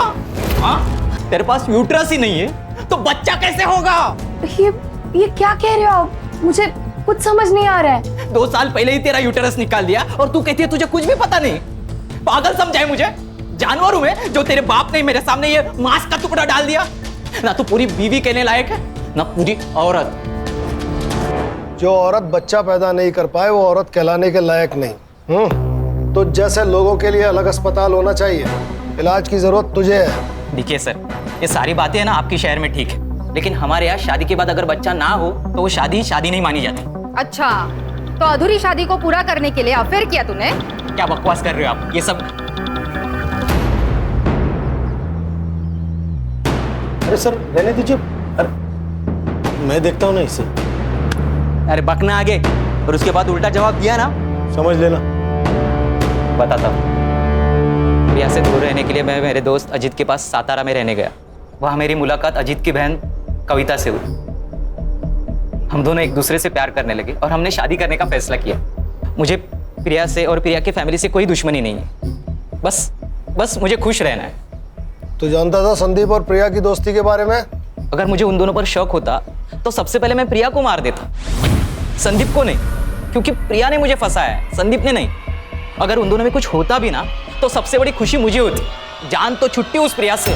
ठीक है, जा. और सुन, कितना भी जरूरी काम हो, बेल कड़ी छोड़ के जाने की गलती मत करना. ठीक है सर. मकरन सच कह रहा है. मैंने उसकी जिंदगी खराब की है, लेकिन मुझे सच में नहीं पता था कि मेरा गर्भाशय निकाला गया है. तुम जानती हो ये मुमकिन नहीं है. मतलब तुम्हारा ऑपरेशन हुआ और तुम्हें पता ही नहीं चला? वो मैं प्रेग्नेंट थी. आई वॉज रेप्ड और मेरा बलात्कार करने वाला कोई और नहीं था, मेरा बाप डॉक्टर राजा अठवले. बाबा के गुजर जाने के बाद हमारी हालत बहुत खराब थी. मैं सिर्फ 14 साल की थी और नीता 10 साल की. हमारे खातिर आई ने दूसरी शादी की, लेकिन एक रात मैंने देखा वो डॉक्टर मेरी आई के साथ बलात्कार कर रहा था. एक मिनट, बलात्कार? हाँ, वो आदमी राक्षस से कम नहीं है. सेक्स के लिए पागल है वो. मेरी आई को तकलीफ में देखकर उसे मजा आता था. तुम्हारी माँ को ये सब पता था? हाँ, और फिर भी वो चुप रही. मुझे पता है ये सब बहुत गलत है, पर अगर डॉक्टर साहब ना होते तो हम किसी रोड पे खड़े होते और आता जाता हर कोई तुम्हारी इज्जत से खेलता. यहाँ पे तो बस एक ही भी तुझे पुढे हाथ जोड़ते. किसी से कुछ मत कहना, कुछ मत कहना. फिर 2 साल मेरे साथ ये रोज होता रहा. जब मैं प्रेग्नेंट हुई तो आई ने मेरे अबॉर्शन के साथ मेरा गर्भाशय में निकलवा दिया. और ये बात मुझे मकरन से पता चली. बहुत गुस्सा आया था मुझे. क्यों आई, क्यों? मुझे लगा था शादी के बाद मेरी तकलीफ कम हो जाएगी, लेकिन तूने मेरी शादी भी तोड़ दी. मकरन मुझसे अलग होना चाहता है, मैं क्या करूं? हाँ, फिर से तेरे पास आके रहूं और बार बार तेरा पति मेरा रेप करे? यही चाहती है ना तू? यही चाहती है ना?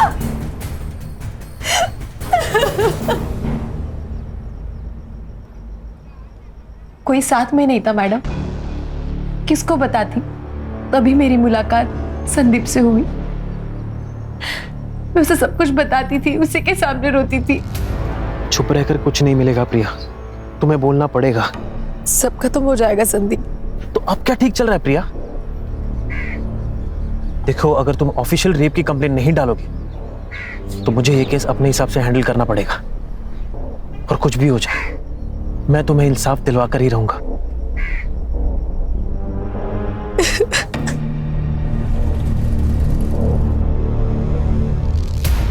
वो मुझे इंसाफ दिलाना चाहता था। इसके पहले ही संदीप कुछ करता, किसी ने डॉक्टर के खिलाफ रेप की कंप्लेंट शिकायत पेटी में डाल दी, केस फाइल हुआ, लेकिन हुआ कुछ नहीं। इसलिए मैंने उसको सब सच सच बता दिया। डॉक्टर राजा आठवले असल में डॉक्टर है ही नहीं। आई ने मुझे बताया था कि वो सतारा में लैब टेक्नीशियन था। 12 साल पहले वो जलगांव आया और फिर उसने डॉक्टर की प्रैक्टिस की है। संदीप इसी की इन्वेस्टिगेशन कर रहा था।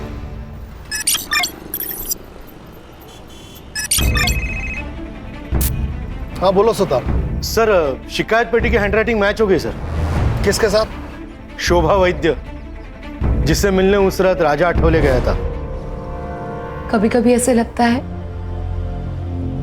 कि मैं उसे ये बात नहीं बताती तो शायद आज संदीप जिंदा होता। ये सब कुछ मेरी वजह से ही हुआ है। सब कुछ मेरी वजह से। सही थे सर, आप बहुत शातिर कौवा है ये। साधूच्या वेशात राक्षस है। अब इस राक्षस के उद्धार का वक्त आ गया सुतार। पक्के सबूत जुटाओ इसके खिलाफ, फिर निकालेंगे इसकी बारात पूरे शहर में। सुतार, पता लगाओ अभी इसका टारगेट कौन है, किसका इलाज चल रहा है वहां फिलहाल। रश्मि, अगर संदीप को यह पता था कि यह डॉक्टर फेक है तो उसने इसके खिलाफ मेडिकल काउंसिल में कांटेक्ट किया होगा। पता लगाओ। Yes sir. हैंडराइटिंग के बारे में कुछ पता चला? अपने हैंडराइटिंग एक्सपर्ट उस पर काम कर रहे हैं, वो भी मिल जाएगी सर। टाइम नहीं है। अगर सबूत मिलने से पहले डॉक्टर गायब हो गया तुम सबको गायब कर दूंगा। आप लोग यहाँ सब गप्पे मार रहे हैं, मेरी बेटी की शादी है। तांबे बहू, ये मिठाई पूरे पुलिस स्टेशन को बांट दो। बड़े साहब नमस्कार, मेरे संदीप की शादी का कार्ड है, लीजिए। पूरे परिवार के साथ आना है, कोई भी बहाना नहीं चलेगा। नितिन साहब, एक दिन पूरे पुलिस स्टेशन को छुट्टी, और एक दिन पुलिस स्टेशन को छुट्टी दी तो कोई पहाड़ नहीं टूटने वाला। आप सब लोग ना शादी में आना। और संदीप भी ना कहाँ चला गया पता नहीं, सारे काम मुझे करने पड़ रहे। ए साधना, तू पढ़िएगा लगना ला। सर ये कुछ ज्यादा ही नहीं हो रहा है सर। इनके दिमाग से वो सदमा निकालना होगा, नहीं तो बेचारी सारी जिंदगी भर संदीप का इंतजार करती रहेगी वो। सर, इन्होंने तो अभी तक संदीप की बॉडी भी क्लेम नहीं की है।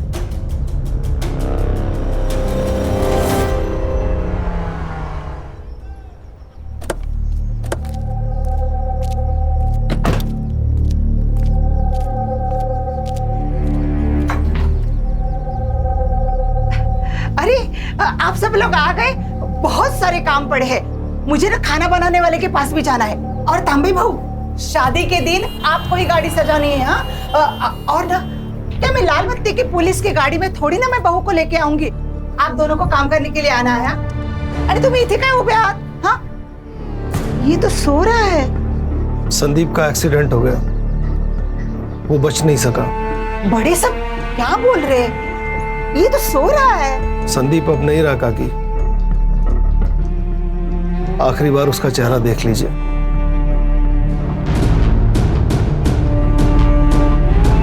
किसी के खोने का दर्द क्या होता है ये मैं अच्छी तरह जानता हूं।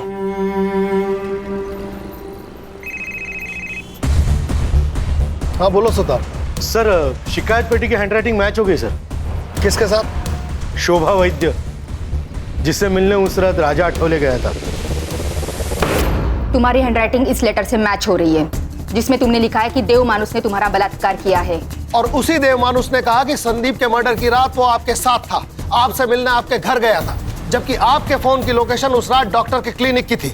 और अगर आप क्लिनिक पर थी तो डॉक्टर साहब वहां पर क्या कर रहे थे? सर कुठला आता हाँ? भांडा फूट चुका है, अब सच बोलिए, नहीं तो ना खून का चार्ज लगाकर ये केस इधर ही बंद कर देंगे अब, और आपको बेटे को आपको मिलने के लिए जेल आना पड़ेगा। मैंने कुछ नहीं किया सर, सिर्फ झूठ बोला है मैंने कि उस रात डॉक्टर साहब मेरे साथ थे। उन्होंने मुझे धमकी दी थी, इसलिए मैंने झूठ बोला। तो अब सच बोल दो। एक दिन मेरी तबीयत खराब हो गई थी, मैं डॉक्टर साहब के पास गई। बस सब ठीक, अब तुम्हें आराम ही आराम मिलेगा।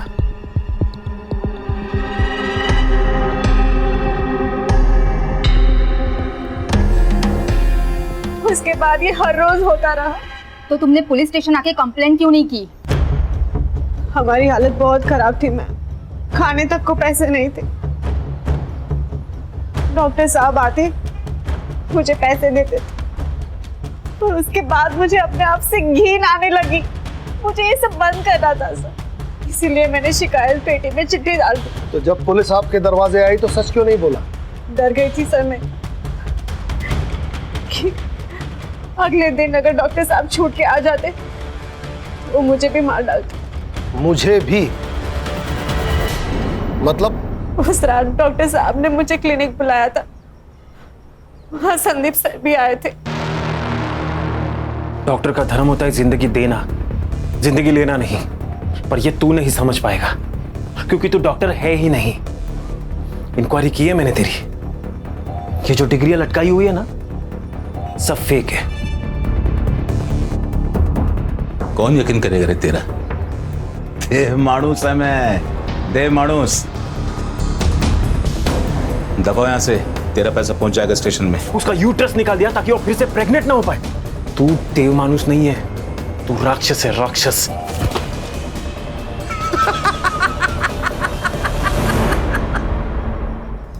कुछ भी नहीं कर पाएगा रे तू। पिछले 12 सालों से खेल खेलता आ रहा है मैं, राजा ठावले, समझा क्या? अगर ऐसा ही है ना, तो तुझे जिंदा रखना सबसे बड़ी गलती होगी। क्यों डर रही है? अरे हमारा नहीं है, बेहोश हुआ है बस। तू फोन दे, दे लवकर, दे दे दे। अरे दे। हाँ सुन, राजा बोल रहा हूँ। किसको कॉल किया था उसने? किसको कॉल किया था? पता नहीं, पर बाद में बोला कि घर जाओ,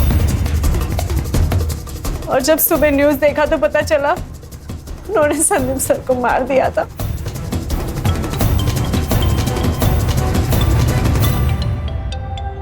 उठाओ, लाउड स्पीकर पे लो। क्लिनिक पर अभी कोई नहीं है, जल्दी आ जा अभी तुरंत। चलो उठा के लाते हैं इस देव मानुस को। सर इसको ना मैं ही मारूंगा।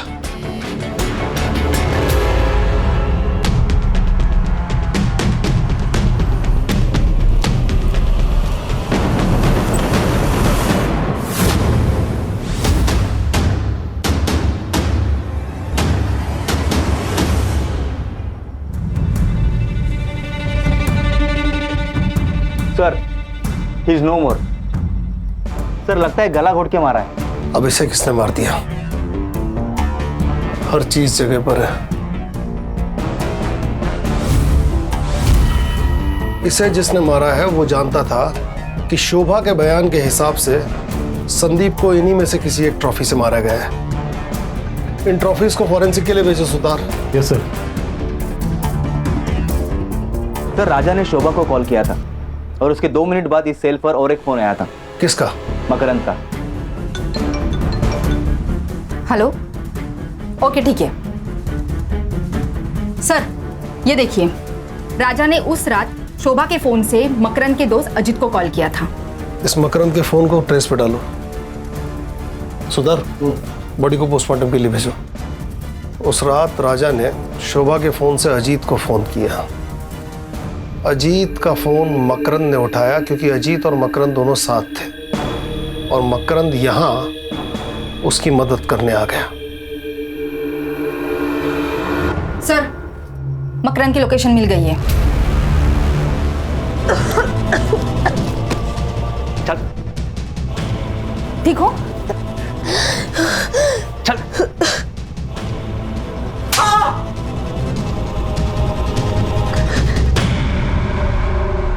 वो कर दाढ़ी बोल तो गया था पटापट।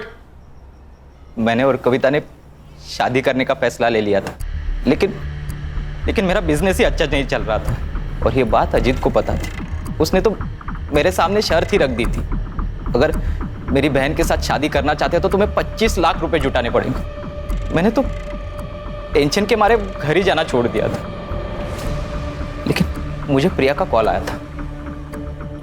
उसने मुझे बताया कि डॉक्टर साहब ने उसके साथ जबरदस्ती की थी और उसी की वजह से वो प्रेग्नेंट हुई थी। लेकिन ये बात जब डॉक्टर को पता चली तो उसने उसका यूट्रस ही निकाल दिया था। लेकिन ये सारी बातें सुनकर मेरे दिमाग में पैसा कमाने का रास्ता नजर आया। मेरा बलात्कार करने वाला कोई और नहीं था, मेरा बाप डॉक्टर राजा अठावले। अच्छा हुआ ना मैं कॉल रिकॉर्ड करता हूँ, नहीं तो ये एटीएम कार्ड मेरे हाथ में कैसे लगता। अब जब जब मैं बोलूं तब तब मुझे पैसे देते रहना। नहीं, टेंशन की कोई बात नहीं है, मैं किसी को कुछ नहीं बताऊंगा। लेकिन हाँ, अगर मुझे पैसे नहीं मिले तो ये ऑडियो क्लिप वायरल हो जाएगी, फिर तुम और तुम्हारी बेटी दोनों मिलकर खुदकुशी करना।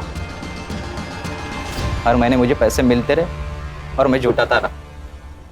लेकिन प्रिया मुझे बार बार कॉल करके तंग करती रहती हूँ, इसलिए सातारा जाने के बाद मैं फोन ही बंद कर देता था। उस रात डॉक्टर साहब का कॉल अजीत को गया था। हाँ सुन, राजा बोल रहा हूँ, एक काम है तुझसे। 1 घंटे में 10 लाख कमाएगा? हाँ, कैसे? एक बॉडी को ठिकाने लगाना है, एक्सीडेंट लगना चाहिए। हाँ ठीक है। मैंने तुरंत हाँ कर दी क्योंकि मुझे पैसे जुटाने थे। अजीत का तो ट्रांसपोर्ट का बिजनेस था ही, इसलिए मैंने बिना बताए उसकी गाड़ी लेके बेलकड़ी पहुंचा तो मुझे पता चला कि वो एक पुलिस वाला था। जलगांव के बेलकड़ी गांव पुलिस चौकी के पीएसआई संदीप गवई की बेरहमी से मौत हो चुकी है। डॉक्टर साहब ने मेरे साथ बहुत बड़ा गेम खेला था, उसकी आइडेंटिटी मुझसे छुपा कर रखी थी। डॉक्टर राजा तुझे बाद में भी पैसे देता था ना, सोने का अंडा देने वाली मुर्गी को मार क्यों दिया?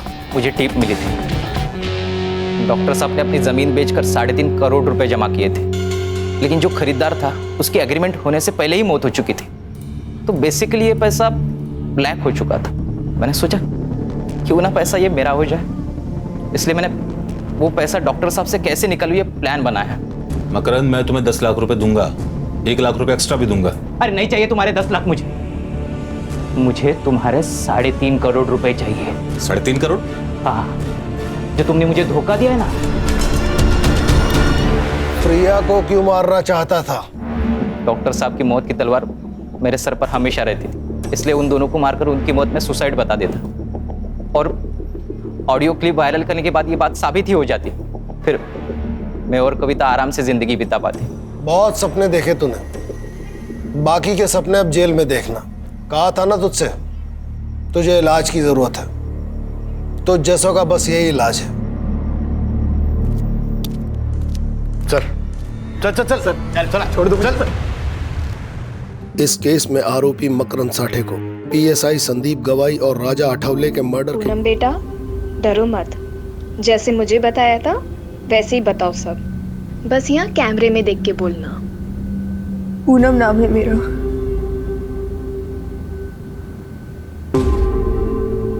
भाभुआ गांव की रहने वाली हूँ। उम्र 15 साल है। आज से करीब 2 साल पहले मुझे दिहाड़ी मजदूर बोलकर भोपाल लाया गया और यहाँ लाकर मुझसे गंदा काम कराया, वो भी जबरदस्ती। मुझे जब यहाँ लाया गया तो हर हफ्ते मुझे किसी बड़े नेता के घर भेजा जाता था।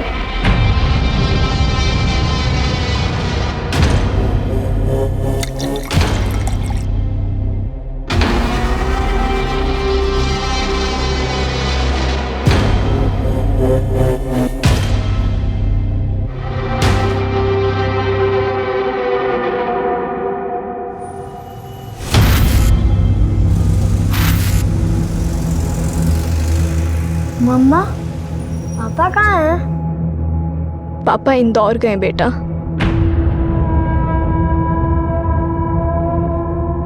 आप आप रोते हो तो मुझे बिल्कुल अच्छा नहीं लगता।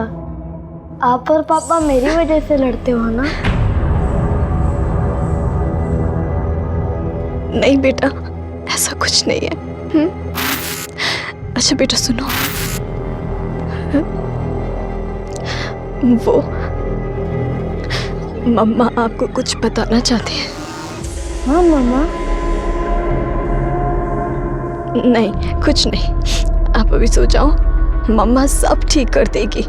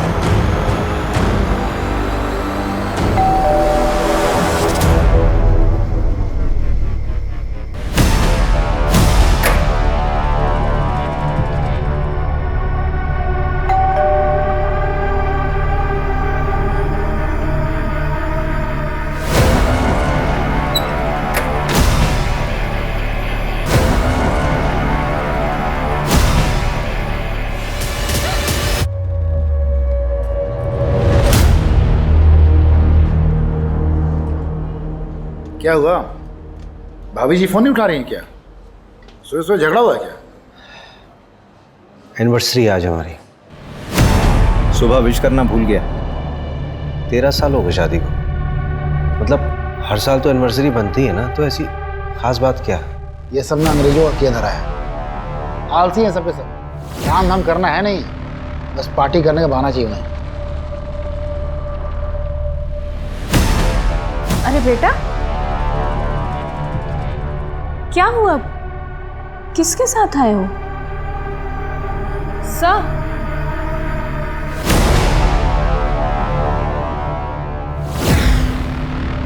बेटा क्या नाम है आपका? मोनू सिहान। मोनू सिहान। बेटा आप यहाँ पुलिस स्टेशन में क्यों आए हो? किसी ने आपको परेशान किया? मम्मी पापा कहाँ हैं आपके? अंकल, मैंने टीवी पे आपको देखा था। आप बच्चों को बचाते हैं ना? बेटा कोई परेशानी, किसी ने कुछ कहा? बताओ। मेरी मम्मी पता नहीं कहाँ है, पापा को भी नहीं मिल रही। अंकल, आप उन्हें ढूंढो ना प्लीज। अंकल उन्हें ढूंढो ना। हाँ बेटा, हम आपकी मम्मी को ढूंढ देंगे, आपके पास भेज देंगे, है ना? परेशान मत हो। पापा का नाम क्या है आपके? सुनील सिहान। सुनील सिहान? तुम्हारे पापा पुलिस में हैं? हाँ। तू जानता है? हाँ, बहुत अच्छे से। बोला जरा।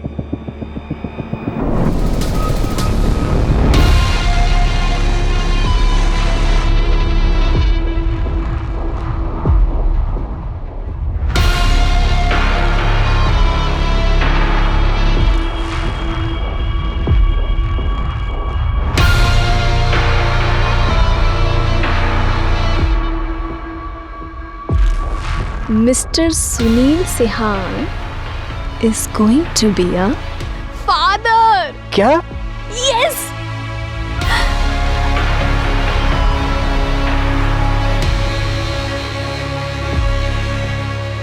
मोनू,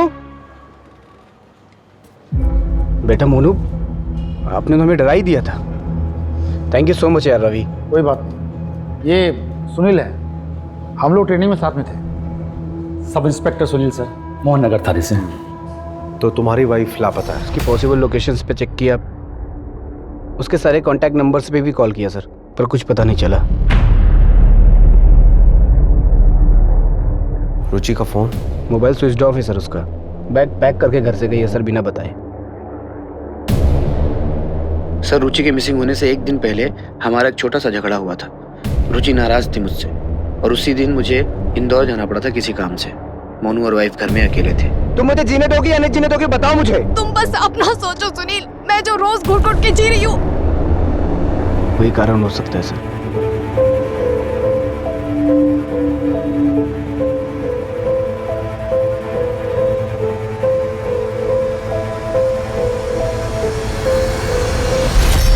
पापा, मम्मी मेरे को अकेले छोड़कर नहीं जा सकती। हाँ बेटा, आपने किसी को देखा था? कुछ याद आ रहा है? कुछ ऐसा हुआ हो? हाँ सर, मोनू जैसे सोकर उठा उसे पता चला रुचि घर पर नहीं है सर। मैंने मिसिंग की रिपोर्ट भी दर्ज कराई है सर। आपके पापा तो पुलिस वाले हैं, तो चिंता करने की बिल्कुल जरूरत नहीं है। मम्मी जल्दी घर आ जाएंगी, ठीक है? सॉरी सर, आपको परेशान किया। It's okay. बेचारी की मम्मी खो गई, परेशान तो होना जायज़ है। Thank you sir, thank you.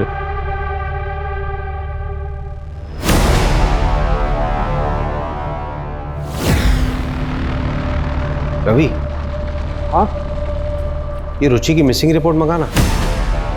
अरे हमारे पास ऑलरेडी 13 केसेस हैं। अरे वैसे भी ये केस जो है हमारी एरिया का नहीं है, ऊपर से डीएसपी सर से अलग से परमिशन लेनी होगी। ठीक है मैम, मंगवा लेता हूँ।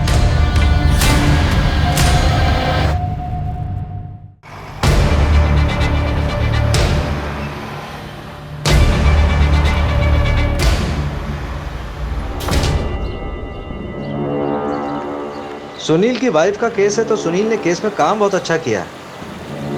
नेबर्स की स्टेटमेंट, रुचि के सारे दोस्तों की स्टेटमेंट है केस फाइल में। सुनील हमारी बैच का सबसे ब्राइट कैडेट था। आई एम श्योर वो अपनी वाइफ को ढूंढ निकालेगा। लेकिन एक बात मुझे बड़ी अजीब सी लग रही है रवि, वो बच्चा अकेला अपनी माँ को ढूंढता हुआ मेरे पास आता है, जबकि उसका बाप खुद एक पुलिस वाला है। मतलब एक बच्चा अपने बाप से ज्यादा भरोसा किस पे करेगा? तुझे कुछ अजीब सा नहीं लग रहा? बात तो सही कह रहे हैं। देख यार, जहां तक डीएसपी साहब से परमिशन लेने की बात है मैं ले लूंगा। यार देख, हमारे पास 13 केस ऑलरेडी हैं, 14 आ जाएंगे तो क्या फर्क पड़ता है? वैसे भी 13 नंबर मेरे लिए बहुत अनलकी है।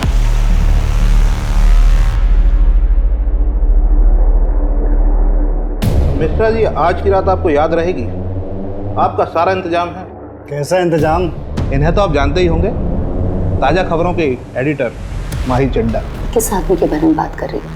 वो आदमी तुझे, मुझे नहीं, इस पूरी कंपनी को गायब कर सकता है।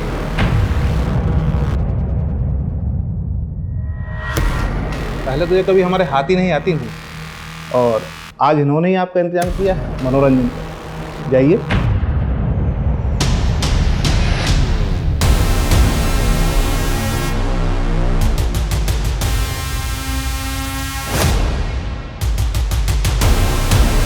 ये काम तुमने बहुत अच्छा किया। और जो 6 साल पहले जो रायता फैलाया था ना, वो लड़की आज तक नहीं मिली है। आप टेंशन मत लीजिए, अब तक तो वो मर आ गई हो। We can't have unmarried pregnant women working for us. The reputation पर असर पड़ेगा। We can't keep you anymore. Did you lie to us about your marriage? तो इस ऑफिस में क्या सिर्फ मैंने ही झूठ बोला है? तुमने नहीं कहा था कि Jitesh Rajak scandal on air जाएगा? मुझे किसी, लेकिन कहाँ गया वो? तुम्हारे लैपटॉप के रिसाइकिल बिन में। Enough. वो मैनेजमेंट का डिसीजन था। तुम्हें पता है how powerful he is? Our game will be over. और इस जॉब के टर्मिनेशन से my game will be over. Out, Ruchi. Please don't do this, Mahi. Mahi. I said out. नहीं नहीं, मुझे कोई लूजर नहीं चाहिए। पर ये अभी तक कंफर्म नहीं हुआ है। जल्दी करके उस मैटर को रफा दफा कीजिए, वरना आपका ट्रांसफर पक्का है। अभिषेक, हाँ रवि, लो। जैसी की अर्जेंसी आ गई भाई इतनी रात को। सर, कुछ जरूरी बात करनी थी। ड्रिंक लोगे? नहीं सर, ड्राइव करना है। बोलो, क्या बात है? सर, एक्चुअली मोहन नगर थाने का एक केस है, मिसिंग रिपोर्ट है। मैं इन्वेस्टिगेट करना चाहता हूँ। क्यों? तुम्हारे थाने में कम केसेस है क्या? और इसी केस में इंटरेस्टेड क्यों? दरअसल बात यह है ना कि बच्चे को उसकी माँ छोड़ के चली गई, और बच्चा अपनी माँ को ढूंढते ढूंढते इनके पास पहुंच गया। मेरी मम्मी पता नहीं कहाँ है, आप उन्हें ढूंढो ना।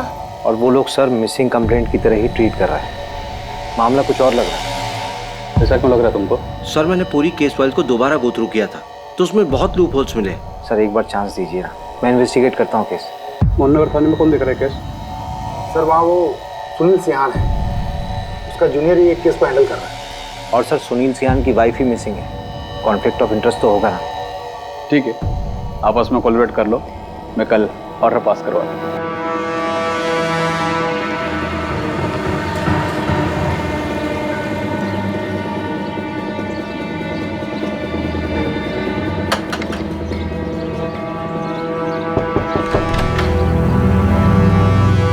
आपकी बेटी रुचि के बारे में कुछ बात करनी थी। मेरी कोई बेटी नहीं है। अरे सुनिए, मेरी बात सुनिए।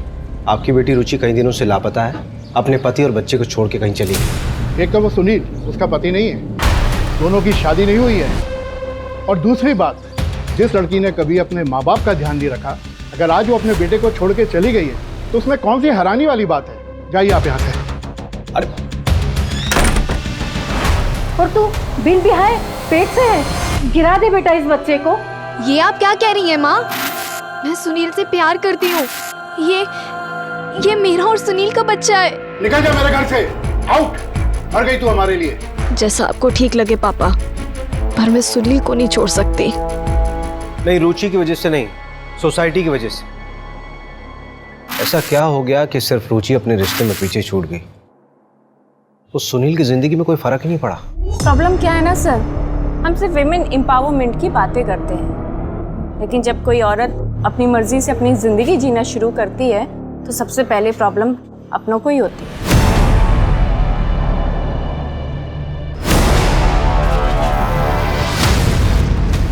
अच्छा, क्या ये पॉसिबल है कि रुचि ने सुसाइड कर लिया? कोई रीजन तो होना चाहिए ना। अकेली थी, फैमिली, कैरियर सब खत्म हो गया था उसका, और उस सुनील ने भी शादी नहीं की थी उससे। चल मान लेते हैं कि वो अपनी जिंदगी से बहुत नाखुश थी, लेकिन सुसाइड करने के लिए उसे बैग और कपड़ों की क्या जरूरत आ पड़ी?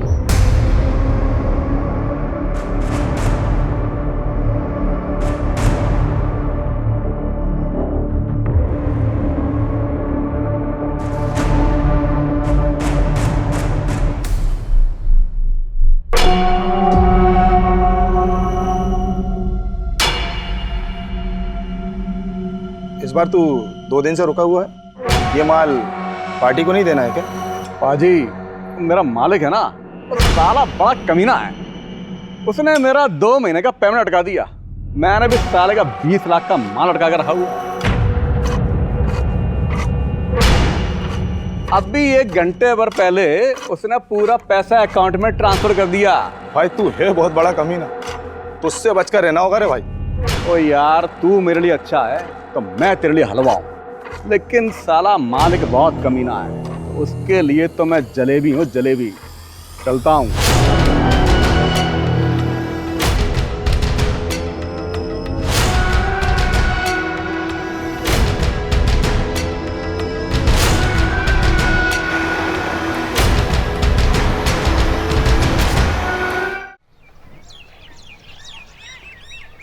ये रुचि का लैपटॉप, डेटा रिकवर कराया है, कुछ शॉकिंग चीजें मिली हैं। ये देखिए। मुझे दिहाड़ी मजदूर बोलकर भोपाल लाया गया और यहाँ लाकर मुझसे गंदा काम कराया, वो भी जबरदस्ती।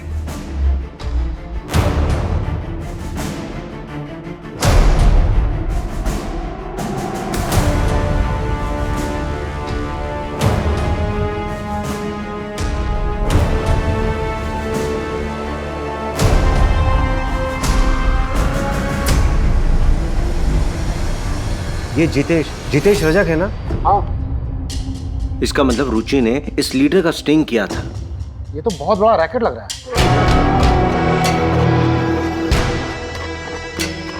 काम तो हो गया है, लेकिन मुझे यहाँ से जल्द निकलना पड़ेगा। तुम्हें पता है मैं ज़्यादा दिन भोपाल में नहीं रुक सकता। मेरे वीज़ा का क्या हुआ?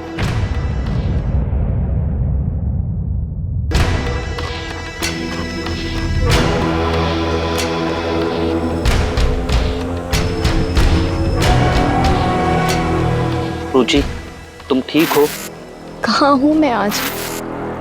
सब कुछ तो छूट गया मेरा सुनील के वजह से। कोई आइडेंटिटी ही नहीं बची अब मेरी। ब्रिजेश, इन्वेस्टिगेटिव जर्नलिज्म फिर से स्टार्ट करना चाहती हूँ। अगर कोई जॉब ना दे तो फ्रीलांस ही सही। जहाँ पे छोड़ा था ना ब्रिजेश, वहीं से शुरुआत करना चाहती हूँ फिर से। तुम श्योर हो रुचि? इसके अलावा कोई ऑप्शन ही नहीं है मेरे पास। ऑप्शन है रुचि।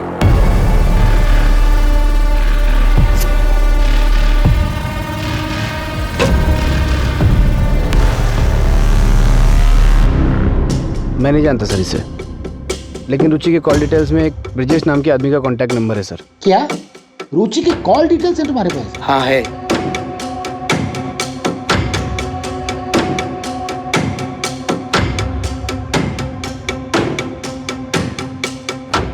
जिसमें सबसे ज़्यादा उसी नंबर पे बात किया था रुचि ने। आपके पास ऐसा कोई प्रूफ है जिससे ये साबित हो सके कि जिस रात रुचि गायब हुई थी उस रात आप भोपाल में नहीं थे? आप मुझ पे ही शक कर रहे हैं सर। एक हस्बैंड होने के नाते मैं समझ सकता हूँ कि मैं भी शक के दायरे में हूँ, बट ट्रस्ट मी सर, मेरे लिए सबसे ज़्यादा ज़रूरी रुचि को ढूंढना है। और अगर आपको फिर भी भरोसा नहीं है तो मैं एक मिनट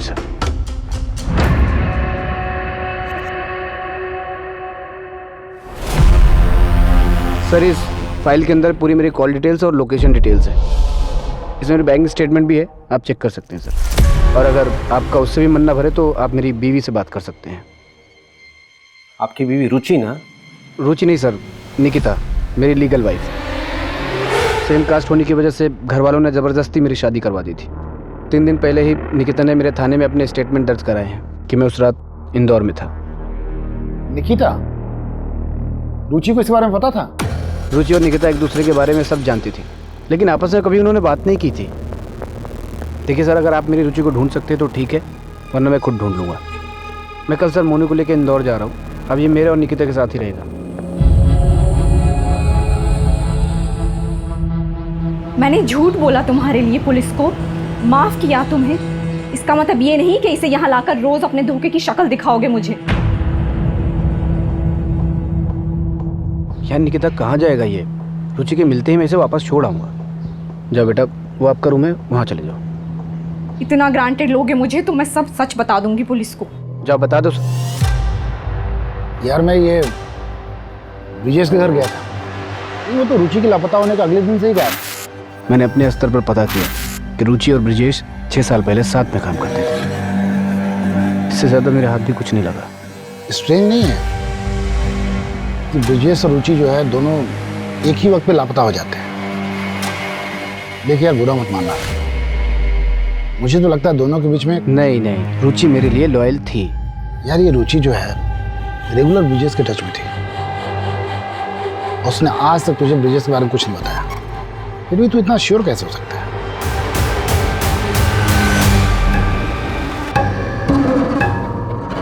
इतना टाइम हो गया है हमको यहाँ, फिर भी क्यों तुम इतने नखरे करती हो?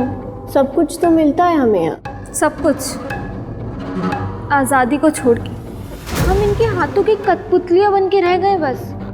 और यहाँ लाकर मुझसे गंदा काम कराया। ये लोग जब चाहे ना हमें तोड़ के फेंक सकते कहीं भी। बात करती हूँ सर, क्या ये पॉसिबल नहीं है कि सुनील सर ने अपना काम किसी और के हाथों से करवाया हो? अंजू, सही कह रही हो तुम। लेकिन मेरा सवाल ये है ना कि सुनील ऐसा करेगा क्यों? अरे सर, लोगों से एक बीवी नहीं संभालती, ये जनाब 2-2 बीवियों को संभाल रहे थे। बस क्या दोनों सर खा रही होंगी और क्या? दोनों औरतें ना एक दूसरे को अच्छे से जानती थी, और सुनील जो है दोनों जगह पर ऐश कर रहा था। अरे ये प्रॉब्लम उनकी जिंदगी में थी ही नहीं, मोटिव कैसे बन सकती है? और जब हमें बॉडी मिली ही नहीं है तो मर्डर कैसे मान रहे हैं हम लोग? देखो भाई, वर्स्ट से वर्स्ट सिचुएशन भी देख लें तो क्राइम तो हुआ है, क्रिमिनल तो होगा ही ना। और जो भी होगा जब पकड़ा जाएगा तो सच्चाई सामने आ ही जाएगी। किसके चेहरे पे कितने फिल्टर लगे मालूम चल जाएगा। क्यों मंजू? अच्छा, मेरा ना एक और सवाल है। आप पूछना। ये रुचि और ब्रिजेश जो है होटल में ही क्यों मिलते थे? सवाल तो तेरा लाजमी है, लेकिन इस सवाल का जवाब ढूंढने के लिए पहले हमें उन दोनों को ढूंढना होगा। खैर तुम मुझे ये बताइए, ट्रक, होटल, फार्म हाउस का क्या हुआ? ऐसी ना बहुत सारी जगह हैं, घूमने जाएंगे ना तो सालों निकल जाएंगे इसमें। तो पहले अपना आलस छोड़, सब कुछ मिलेगा। ब्रिजेश के अलावा और भी चीजें ढूंढने के लिए चल काम पे लग जा। मिस्टर रजक का पीए बोल रहा हूँ, कहिए। जी मैं इंस्पेक्टर अभिषेक शर्मा बोल रहा हूँ, आरपी नगर थाने से। आप मुझे एमएलए साहब से मीटिंग फिक्स करनी थी। किस सिलसिले में? एक इन्वेस्टिगेशन है, एक औरत गायब हो गई एक्चुअली। रजक जी अभी बिजी हैं, आपका नंबर लगा देता हूँ, जब आएगा तो बता देंगे।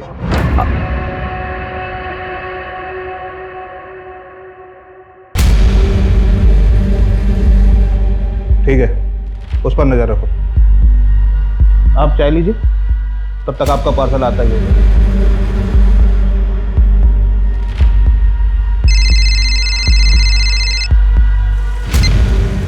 हाँ सर। अभिषेक, क्या करना चाहते हो तुम? एमएलए जितेश से पूछताछ का वारंट क्यों मांग रहे हो? सर, रुचि ने एक स्टिंग ऑपरेशन किया था जितेश के ऊपर। सर मैं सिर्फ बातचीत करना चाहता हूँ उनसे। आप जानते हैं ऐसे तो मिलेगा नहीं बिना वारंट के। वो स्टिंग ऑपरेशन कॉन्क्रीट एविडेंस नहीं होता, और ये तुम भी अच्छे से जानते हो। कुछ कॉन्क्रीट लेके आओ, फिर बात करते हैं।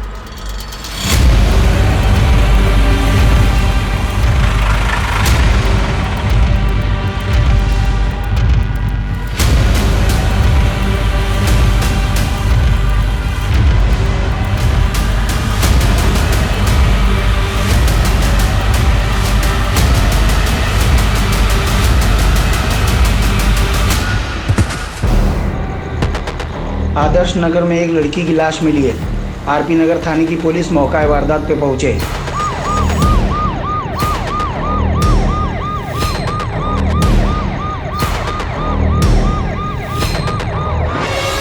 मिला क्या?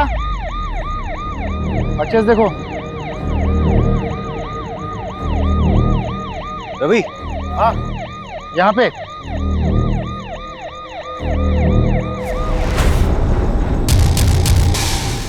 अरे सविता इधर आओ, जरा बाजू पर करो। क्राइम साइट पे दिखा ट्रक NH 146 से निकल रहा है।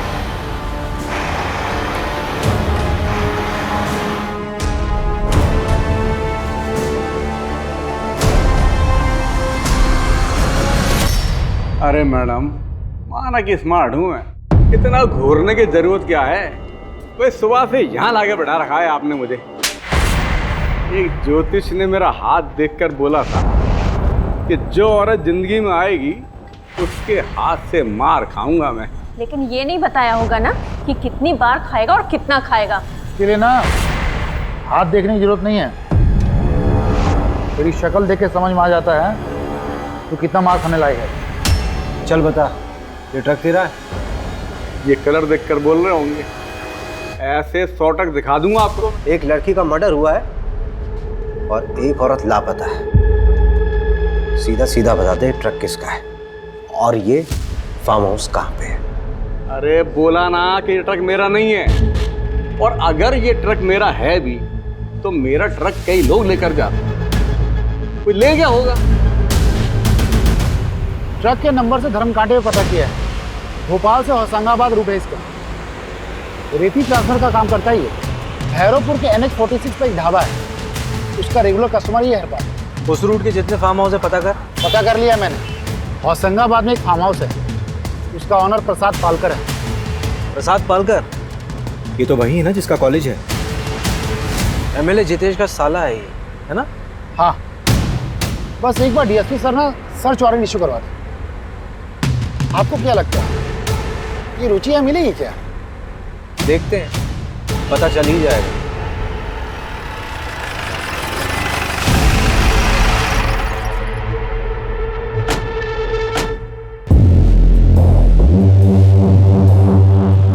रुचि सिहान को जानती हो?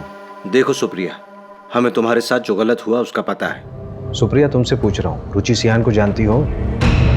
हाँ, और मेरा नाम पूनम है। पूनम बेटा, डरो मत। जैसे मुझे बताया था वैसे ही बताओ सब। बस यहाँ कैमरे में देख के बोलना। और यहाँ लाकर मुझसे गंदा काम कराया गया। वो आदमी तुझे मुझे नहीं, इस पूरी कंपनी को गायब कर सकता है। चिल माही, मैं उसे देख लूंगी। उस वक्त रुचि दीदी ने मेरी मदद की थी। मैं उनका क्रेडिट कार्ड भी यूज़ करती हूँ। मुझे सच में नहीं पता कि वो कहाँ गई। बहुत दिनों से मेरी उनसे बात भी नहीं हुई। कभी कभी मिलने आया करती थी मुझसे, पर जब लास्ट टाइम आई थी ना तो काफ़ी टेंशन में थी वो। हाँ पूनम, बोलो, कैसा चल रहा है तुम्हारा कॉलेज? क्या बात है दीदी, आपके चेहरे से ही दिख रहा है कि आप बहुत टेंशन में हो। प्लीज़ बताओ। कोई टेंशन नहीं है। चलो मैं चलती हूँ, मुझे ना अशोक विहार के लिए निकलना है। और हाँ, किसी भी चीज़ की ज़रूरत पड़े तो मुझे बस एक कॉल कर देना। उन्होंने उस फाइल को अपनी जान से भी ज़्यादा संभाल कर रखा था। उस फाइल में क्या था बता सकती हो? नहीं, लेकिन उन्होंने ना उस फाइल को प्लास्टिक में रैप करके रखा हुआ था। कौन सी तारीख थी? 11 फरवरी, क्योंकि 12 फरवरी को मुझे कॉलेज में फीस सबमिट करनी थी, वो वही देने के लिए आई थी। 11 फरवरी की रात को ही रुचि गायब हुई थी। सर, रुचि दीदी? हम उसको ढूंढने की पूरी कोशिश कर रहे हैं। जैसे कुछ मालूम चलेगा आपको खबर देंगे। सर, आपसे एक रिक्वेस्ट कर सकती हूँ? हाँ बोलो ना। आप प्लीज़ मेरे बारे में किसी को बताइएगा मत।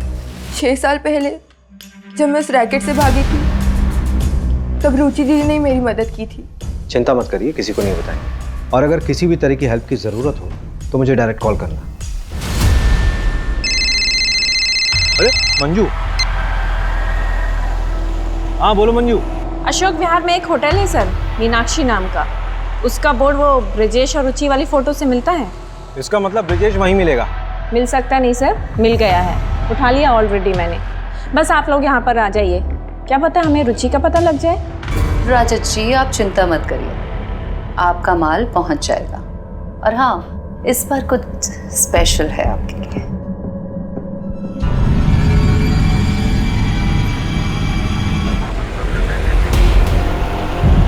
तुझे पता है वो लड़की के साथी के बारे में बात कर रही है। वो आदमी तुझे मुझे नहीं, इस पूरी कंपनी को गायब कर सकता है। चिल माही, मैं उसे देख लूंगी। Are you sure? 100% श्योर, तू बस टेंशन मत ले। लेकिन हाँ, ये न्यूज़ अगर ब्रेकिंग न्यूज़ बन गई तो मेरा प्रमोशन पक्का ना? अब टीआरपी लाएगी तो प्रमोशन तो देना ही पड़ेगा तुझे। वैसे माही, एक और ब्रेकिंग न्यूज़ है मेरे पास। अब कौन सी ब्रेकिंग न्यूज़ है? What? Are you pregnant? Yes. Mahi, I am so happy. सुना, ये रिपोर्ट सबमिट करके मैं आज जल्दी घर जाऊंगी। पता है, मैंने अभी तक सुनील को भी नहीं बताया है। आज कुछ स्पेशल प्लान किया मैंने उसके लिए। अरे खड़ी क्या है, कांग्रेट्स तो बोल। ओह कांग्रेट्स। थैंक यू माही, चल आई सी यू।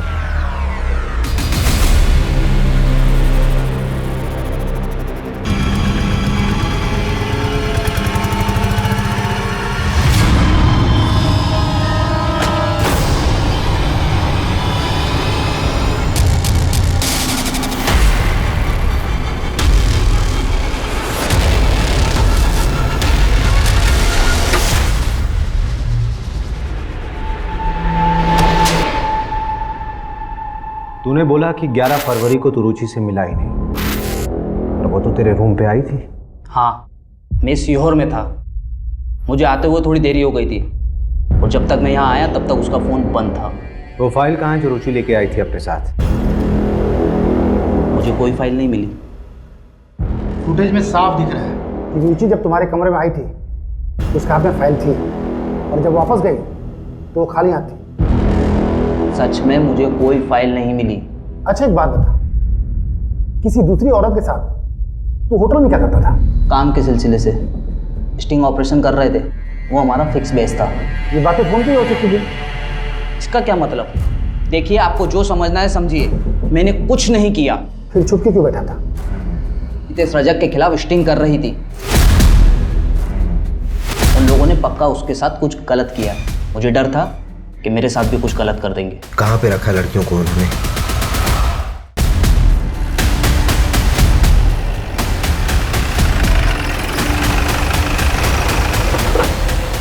पकड़ो से। अरे पकड़िए उसको। रवि लेके आओ। मंजू, यहाँ पे जितनी भी लड़कियां बरामद हुई, सबकी जिम्मेदारी तुम्हारे पास है। एक खरोंच नहीं आनी चाहिए किसी पे। Yes sir. रवि, हाँ, इस पूरी प्रॉपर्टी का कोना कोना छान मारो। ठीक है, सब खोद डालो। मुझे लगता है रुचि को यहीं लेके आया गया होगा।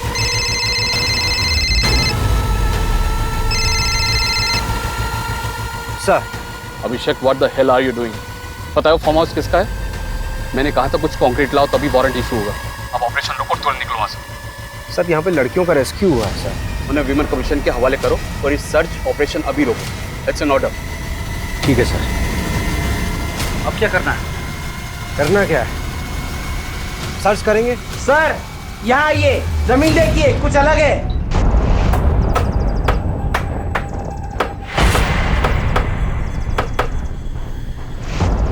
रुको रुको रुको।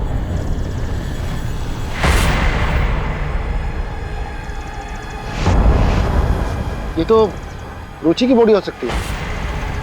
डीएनए के लिए भिजवा बॉडी। अच्छा, अगर ये रुचि की बॉडी है, इसका मतलब ये है कि हमारे पास केस आने से पहले रुचि मर चुकी है। ये सब मुझे क्यों दिखा रहे हैं? सोशल मीडिया पे डालिए, अच्छे व्यूज मिलेंगे। और आप जिस फार्म हाउस की बात कर रहे हैं उससे मेरा क्या लेना देना? देखिए, मैंने जो आपको वीडियो दिखाई है रुचि के लैपटॉप से मिली है हमें। ट्रैफिकिंग के दौरान एक लड़की की मौत हुई थी, उससे पहले उसका रेप हुआ था। ये बात रुचि अच्छे से जानती थी। जो लड़की मरी थी उसकी पोस्टमार्टम रिपोर्ट बदली गई है, उसमें रेप का जिक्र ही नहीं है। बॉलीवुड फिल्में कम देखा करें। वो बेचारी लड़की से मेरा क्या लेना देना? और आपके सारे क्राइम में मैं ही क्रिमिनल हूँ क्या? जब कोर्ट में मनगढ़ंत कहानियां सुनाओगे ना तो मजिस्ट्रेट तुम्हें इंस्पेक्टर से हवलदार बना देगा। 1-2 महीने आराम कर लीजिए, दिमागी हालात के लिए ठीक होगा।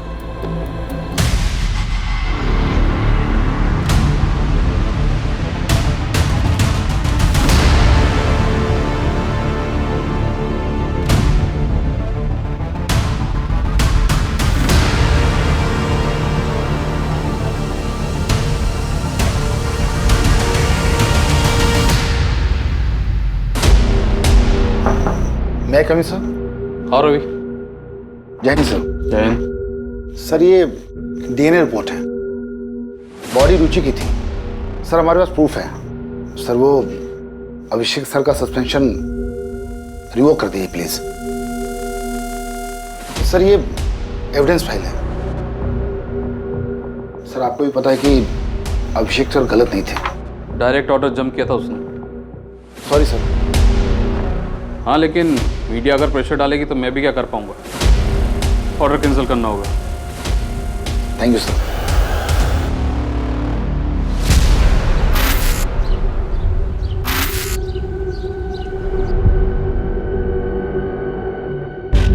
जा कहाँ रहे हैं? पहले गाड़ी में तो बैठो, आइए।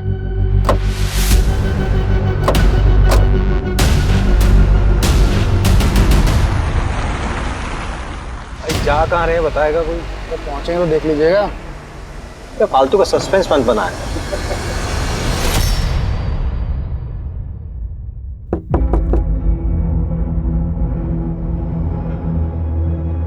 ये चाइल्ड केयर कमेटी का लेटर है, मोनू को हमारे साथ भेज दीजिए। हाँ हाँ ले जाइए, मुझे चाहिए भी नहीं है बच्चा इस घर में। सब क्या हो रहा है रवि? क्या बात है? सुनील, बच्चे की नानी को कस्टडी मिल गई है। बात हो चुकी है, प्रोटेक्टिव कस्टडी में लेने का ऑर्डर है हमारे पास। पर ऐसे कैसे? तमाशा मत करो यहाँ पे। बच्चा हमारे साथ जाएगा अपने नाना जी के घर। ऑर्डर का मतलब तो समझते हो ना? एक मिनट। क्या हुआ बेटा? कुछ भूल गया।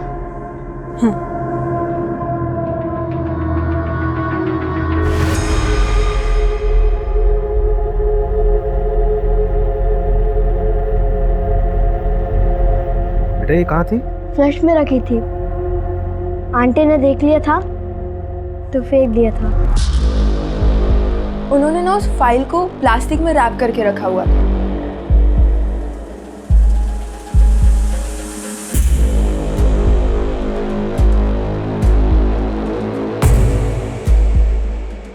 अब बताइए कहाँ चलेंगे? अरे किसी अच्छे से होटल में चलते हैं, बढ़िया सा खाना खाते हैं। मीनाक्षी होटल चलते हैं। चलो बैठो बैठो। लेकिन मीनाक्षी होटल क्यों? अरे चल तो फिर बताता हूँ।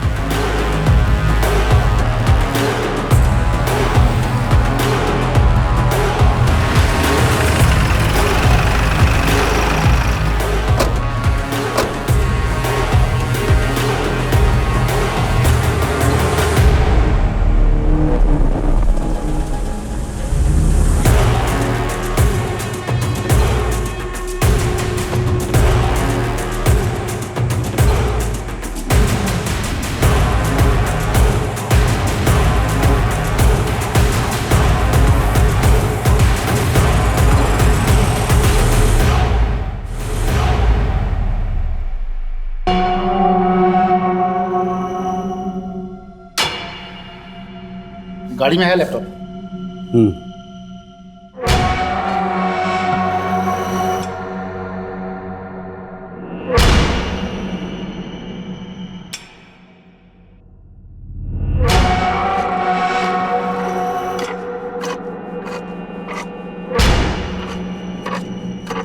रुचि ने जो स्टिंग ऑपरेशन किया था उसमें से ये ग्रैब किया गया है। ये तुम ही हो?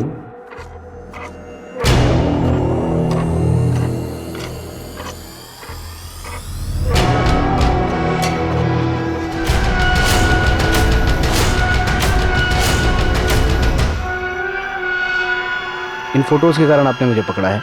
हाँ, ये मैं ही हूँ। पर इससे ये साबित कहाँ होता है कि रुचि को मैंने मारा है। तुमने जिस रेप विक्टिम के केस को दबाया था उसकी 2 डीएनए रिपोर्ट तैयार हुई थी। एक तो सही वाली डीएनए रिपोर्ट और एक नकली डीएनए रिपोर्ट। इस नकली वाली रिपोर्ट पे तुम्हारे साइन है क्योंकि तुम उस नेताजी जितेश को बचाना चाहते थे और ये बात रुचि को मालूम चल गई थी, इसीलिए तुमने उसे मार दिया।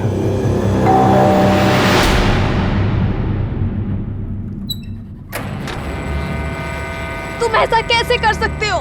मैंने देखा था आज तुम्हें माँ, तुम उस एमएलए जितेश से पैसे ले रहे थे। अरे तुम फालतू की बकवास कर रही हो, तुम्हें पता भी है तुम क्या कह रही हो? मेरा वो काम है। मैं तुम सबको एक्सपोज करूंगी। तुम मुझे एक्सपोज करोगी? सुनील को एक्सपोज करोगी? मोनू की चिंता है तुम्हें? तुम्हें ठीक है चिंता, तुमने सोचा क्या मोनू के बारे में? हाँ सुनील, सुनील प्लीज, स्वाति उनके कब्जे में है। वो लोग बहुत खतरनाक लोग हैं, और भी लड़कियां हैं वहाँ, उन्हें बचाने में मेरी मदद करो सुनील। सुनील, तुम एक बहुत अच्छे इंसान हो। मैं पिछले 8 साल से तुम्हें जानती हूँ, इतना गलत तो नहीं हो सकती ना मैं। प्लीज सुनील, सोचो ना। तुम सही कह रही हो, मैं ही गलत था। तुम्हारे पास वो जो भी सबूत हैं सब मुझे लाके दे दो।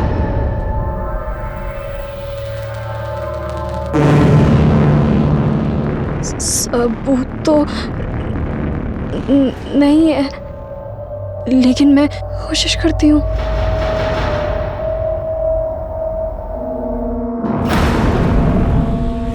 रजत जी, आपको आज तक तकलीफ आने दिया क्या?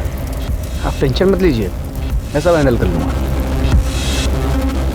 रुचि और मैं एक दूसरे से बहुत प्यार करते थे। रुचि ने स्टिंग ऑपरेशन में एमरे रजक से पैसा लेते वक्त मेरा वीडियो बना लिया था। इस बात का नाजायज़ फ़ायदा उठाकर वो मुझे ब्लैकमेल करने लगी। उसे मारने के सिवा मेरे पास और कोई रास्ता नहीं था, बस इसलिए मार दिया। सुनील, एकेडमी में तू हम सबका रोल मॉडल था। तूने लालच में अपने साथ साथ कई जिंदगियां बर्बाद कर दी। रुचि को मार के खुद तो कातिल बन ही गया, पर उसी के साथ तूने मोनू को भी अनाथ कर दिया।